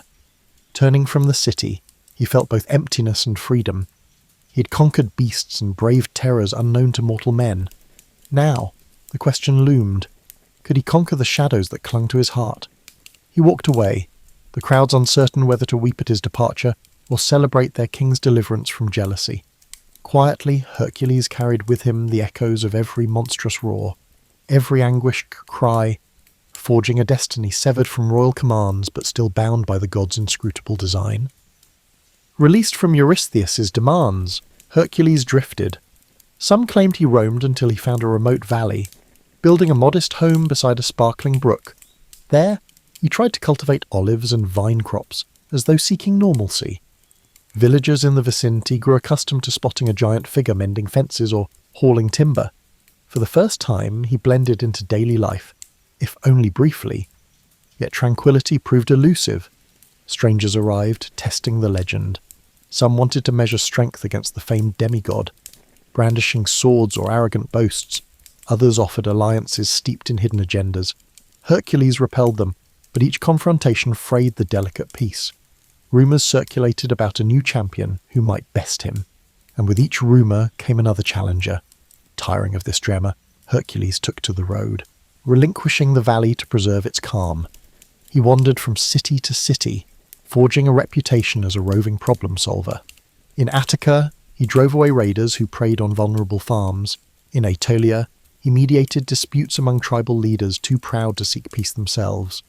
Some towns offered him gold or titles, but he refused, yearning for something intangible that mortal wealth couldn't provide. Whispers of his identity preceded him. Children recited his labours as bedtime stories. Local bars named beverages after him, and travelling minstrels twisted details for dramatic flair. Along the way, Hercules encountered Deianira, a woman said to possess both keen intellect and resolute compassion. She saw through the aura of legend, urging him to confront the guilt that shadowed him. Her strength of spirit matched his physical might, and their bond blossomed into love. For a while, he believed he might carve out a life of shared purpose, perhaps leading a small settlement or teaching others to defend themselves without tyranny. They married, weaving fresh hopes into days that felt gentler. Yet the old cycles returned. One evening, while travelling together, they encountered the centaur Nessus at a river crossing. Nessus offered to ferry Deianira across the water, but partway he revealed his intent to abduct her. Hercules, swift to act, let an arrow fly. its tip laced with hydra poison. The wounded centaur collapsed, blood soaking the shore. In his final breaths, he whispered deceit to Deianira. Should she ever fear losing Hercules' love, a garment stained with his blood would bind him to her. Moved by desperation, she gathered some of that blood, too distraught to see the trap. Life continued. Hercules continued to be a wandering force, with Deianira either by his side or anxiously waiting at home. Over time, she worried about rumours of his infidelity. Travelling the world exposed him to temptations, and his legend drew admirers of every stripe. In a moment of fragile insecurity, she recalled Nessus's final words. She treated a robe with the centaur's blood, believing it a charm that would secure Hercules' devotion. When Hercules donned it, the old poison ignited like living fire, adhering to his flesh. He tore at the fabric, but the agony only worsened, ripping his skin away. Realizing the horrifying betrayal, he raged in confusion, not knowing the entire truth of why the robe burned him alive. Faced with the insurmountable pain, he sensed no earthly remedy could quell it. Deianira, horrified by what she had caused, either fled or took her life. Accounts differ. Hercules, in his torment, built a funeral pyre on Mount Weta. Step by tortured step, he climbed, each footfall echoing the weights he'd carried all his life. Guilt, duty, heartbreak. He stretched himself upon the wood, begging for an end to his suffering. Flames were lit, devouring mortal flesh that once battled monsters and kings. Smoke curled toward the sky, bearing the essence of a hero who had saved entire realms yet failed to escape divine cunning and human frailty. Some say that in those final moments, Zeus intervened, lifting his son's immortal spirit to Olympus. Others claim Hercules simply became ash, the price of mixing superhuman deeds with all too human vulnerabilities. Wherever the truth lies, the legendary champion's last mortal breath vanished in fulfilling of the destiny shaped by both triumph and agony. Even the wind seemed to pause in reverence, as though acknowledging that no beast or king had ever broken him as completely as love and betrayal. Hercules' end on Mount Weta thundered through the Greek world like a mournful lament. Those who'd admired him as a liberator stood in stunned silence, while others who had envied him spoke in hushed voices were at the cruel caprice of fate. Priests in local temples offered contradictory explanations. Some insisted his spirit rose to the heavens, others deemed it just another tragic demise, albeit of an extraordinary mortal. In the weeks that followed, altars across the Aegean bore solemn offerings in his memory. Drips of wine, handfuls of grain, even small wood carvings depicting a lion's pelt or a hefty club. Ordinary folk struggled to reconcile the downfall of a figure who had bested lions, hydras, and giants. How could such a champion succumb to something as simple, yet devastating, as poisoned fabric? For many, it confirmed that no one, not even a demigod, was immune to the brutal interplay of divine grudges and human failings. At Mycenae, King Eurystheus' court reportedly watched the news unfold with uneasy satisfaction. Though the king had long resented Hercules, learning of his agonizing death offered no genuine relief, only a hollow sense that the realm's most potent shield was gone. Some whispered that if a champion like Hercules could be vanquished, perhaps the gods would turn a harsher eye on lesser mortals. Fear lingered in the corridors of their power, as though Hercules' fiery end had shifted the cosmic balance in unpredictable ways. Stories multiplied, as tales do. Certain bards favoured the uplifting version. Zeus, recognizing his son's heroism, welcomed him among the immortals. They spun visions of Hercules seated on Olympus, sipping ambrosia in the presence of swirling constellations. Others told the bleaker side, that the flames consumed not just his body, but every vestige of his once glorious spirit, scattering him into oblivion. Across the seas, foreign scribes embellished details, turning him into a half-legendary king in lands he never visited, or crediting him with feats he never performed. Amid these tales, Deianira's part in the tragedy sparked endless debate. Some portrayed her as a naive victim of Nessus's deception. Others painted her as a jealous spouse who rashly destroyed what she claimed to love. Still others insisted the real blame lay with the gods. To many listeners, it hardly mattered. Heartbreak had been the final monster Hercules couldn't defeat. Curiously, in small villages scattered near the sites of his labours, Hercules' memory retained a more grounded quality. In these pockets, older farmers recalled how he once repaired a broken dike or rescued a lost child in the midst of a colossal quest. Children heard bedtime stories of a giant who was kind enough to share bread with travellers in need. Here, the heroic feats remained awe-inspiring, but so did the everyday decency he displayed. Over time, that dichotomy, colossal strength paired with unfeigned humility, became the tapestry of his legend. Rulers from other city-states, seeing the potency of Hercules' name, erected shrines dedicated to him as a protective spirit. They wanted travellers to believe their territory enjoyed the hero's blessing. In some cities, small festivals arose, featuring contests of strength reminiscent of his fabled deeds. However, a whisper of caution permeated every public commemoration. Hercules had conquered monstrous beasts and overcome impossible tasks, yet a subtle sting from the mortal realm had undone him. Might alone could not outmaneuver fate or quell the complexities of love. For those who once knew him personally, warriors like Iolaus or local chiefs grateful for his help, his absence left an ache beyond description. They recalled the quiet convictions that guided him, the guilt that shadowed his eyes after each impossible feat. His final torment seemed a cosmic injustice, yet also a stark reminder that the line between divine and human was never clean. Hercules had walked that line throughout his life, wrestling monstrous forms on behalf of the powerless, while an invisible war of deities raged overhead. Over decades, recollections softened. Younger generations heard only the grand arcs, the Nemean lion, the Hydra, the unstoppable hero. Details of heartbreak and moral doubt vanished in the retellings, replaced by carved statues brandishing clubs or wearing lion skins. Yet in rare corners of Greece, the full story was preserved by those who had reason to remember. A titan among men who was neither wholly god nor entirely mortal, undone at last by the same vulnerabilities he had once tried to transcend. Thus, Hercules' flame burned on in the minds of those who found resonance in his struggles, even long after the funeral pyre's embers cooled to ash. Time and distance transformed Hercules from a man into a myth. Greek cities grew, allied and warred. New heroes rose and fell. In the retelling of old stories, his name emerged as a beacon of impossible feats. Philosophers invoked him as a parable, some praising perseverance, others warning against arrogance. In remote villages, older generations passed down more intimate accounts. How a colossal figure once mended a roof before chasing off marauders, or how he accepted a bowl of wine on a cold night without flaunting his stature.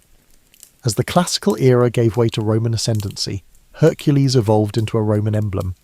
Soldiers prayed to Hercules Invictus, equating him with conquest and unrelenting will. Statues proliferated, from grand marble works in the Forum to tiny household shrines. Emperors, hungry for legitimacy, wrapped themselves in the demigod's imagery, hoping some shred of that timeless prowess might cloak their human frailties. However, the bragging about strength often overshadowed the deeper nuances of Hercules' trials. Centuries later, medieval scholars wrestled with pagan legacy, attempting to blend ancient myths into Christian frameworks. Hercules became a cautionary figure, powerful yet undone by sin and trickery. In the Renaissance, artists seized upon his heroic silhouette. Palaces displayed frescoes of him wrestling lions or heaving mountainsides, highlighting the human form in dynamic glory. Playwrights toyed with his persona, sometimes as tragic hero, sometimes as comedic foil, each era reinterpreting him anew.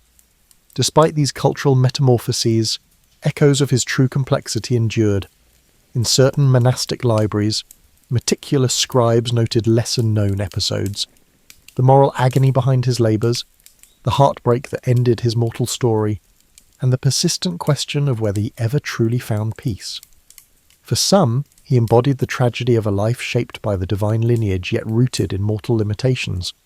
For others, he served as a beacon of aspiration, proof that mortal will could confront even the gods' designs and sometimes triumph.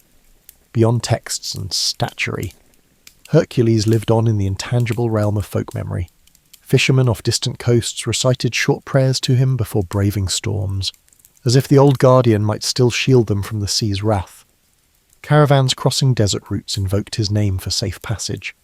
Parents, uncertain how to quiet a restless child at night, spun lullabies of a gentle giant who once fought off wolves so families could sleep in safety. These understated tributes carried forward the essence of a hero who, despite divine drama, always answered mortal need. For a contemporary observer, perhaps in the middle decades of life, Hercules' tale resonates on several levels. There's the unbridled strength of youth, those unstoppable surges of ambition or optimism. Then there's the gradual intrusion of responsibility, regret, and heartbreak. Middle age can bring reflection, how even the strongest among us wrestle with past mistakes, unfulfilled desires, and the weight of moral compromise. Hercules, with his unstoppable arms and vulnerable heart, mirrors that universal dilemma. Overall, it's the dualities that define him. Saviour and destroyer, victor and victim, demigod and man. He soared above mortal confines, yet remained shackled by the god's whims and his own remorse. Scholars today still debate the meaning of his final act. Was the funeral pyre a mere surrender to agony, or a deliberate transcendence of mortal bounds?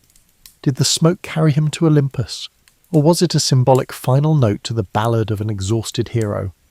Some epilogues insist he found a measure of immortality, a seat among the pantheon, a cosmic nod to the labours he performed in the service of humanity and divine prerogative. Others claim his spirit roams the mortal realm, occasionally glimpsed in moments of dire need. Most accept that the ultimate truth, like so many ancient tales, remains wrapped in shifting layers of interpretation. And so Hercules remains, a fixture in the collective psyche. He stands for more than might alone. He stands for the cost of greatness, the fleeting nature of redemption, and the fragile boundary that separates gods from men. Whether chiselled in marble or accounted in a village tavern, his legend endures. He is the champion forever, forging new legends, even centuries after his final breath. In that sense, Hercules lives on wherever human hearts still strive, endure, and grapple with the powers, divine or earthly, that shape our destinies.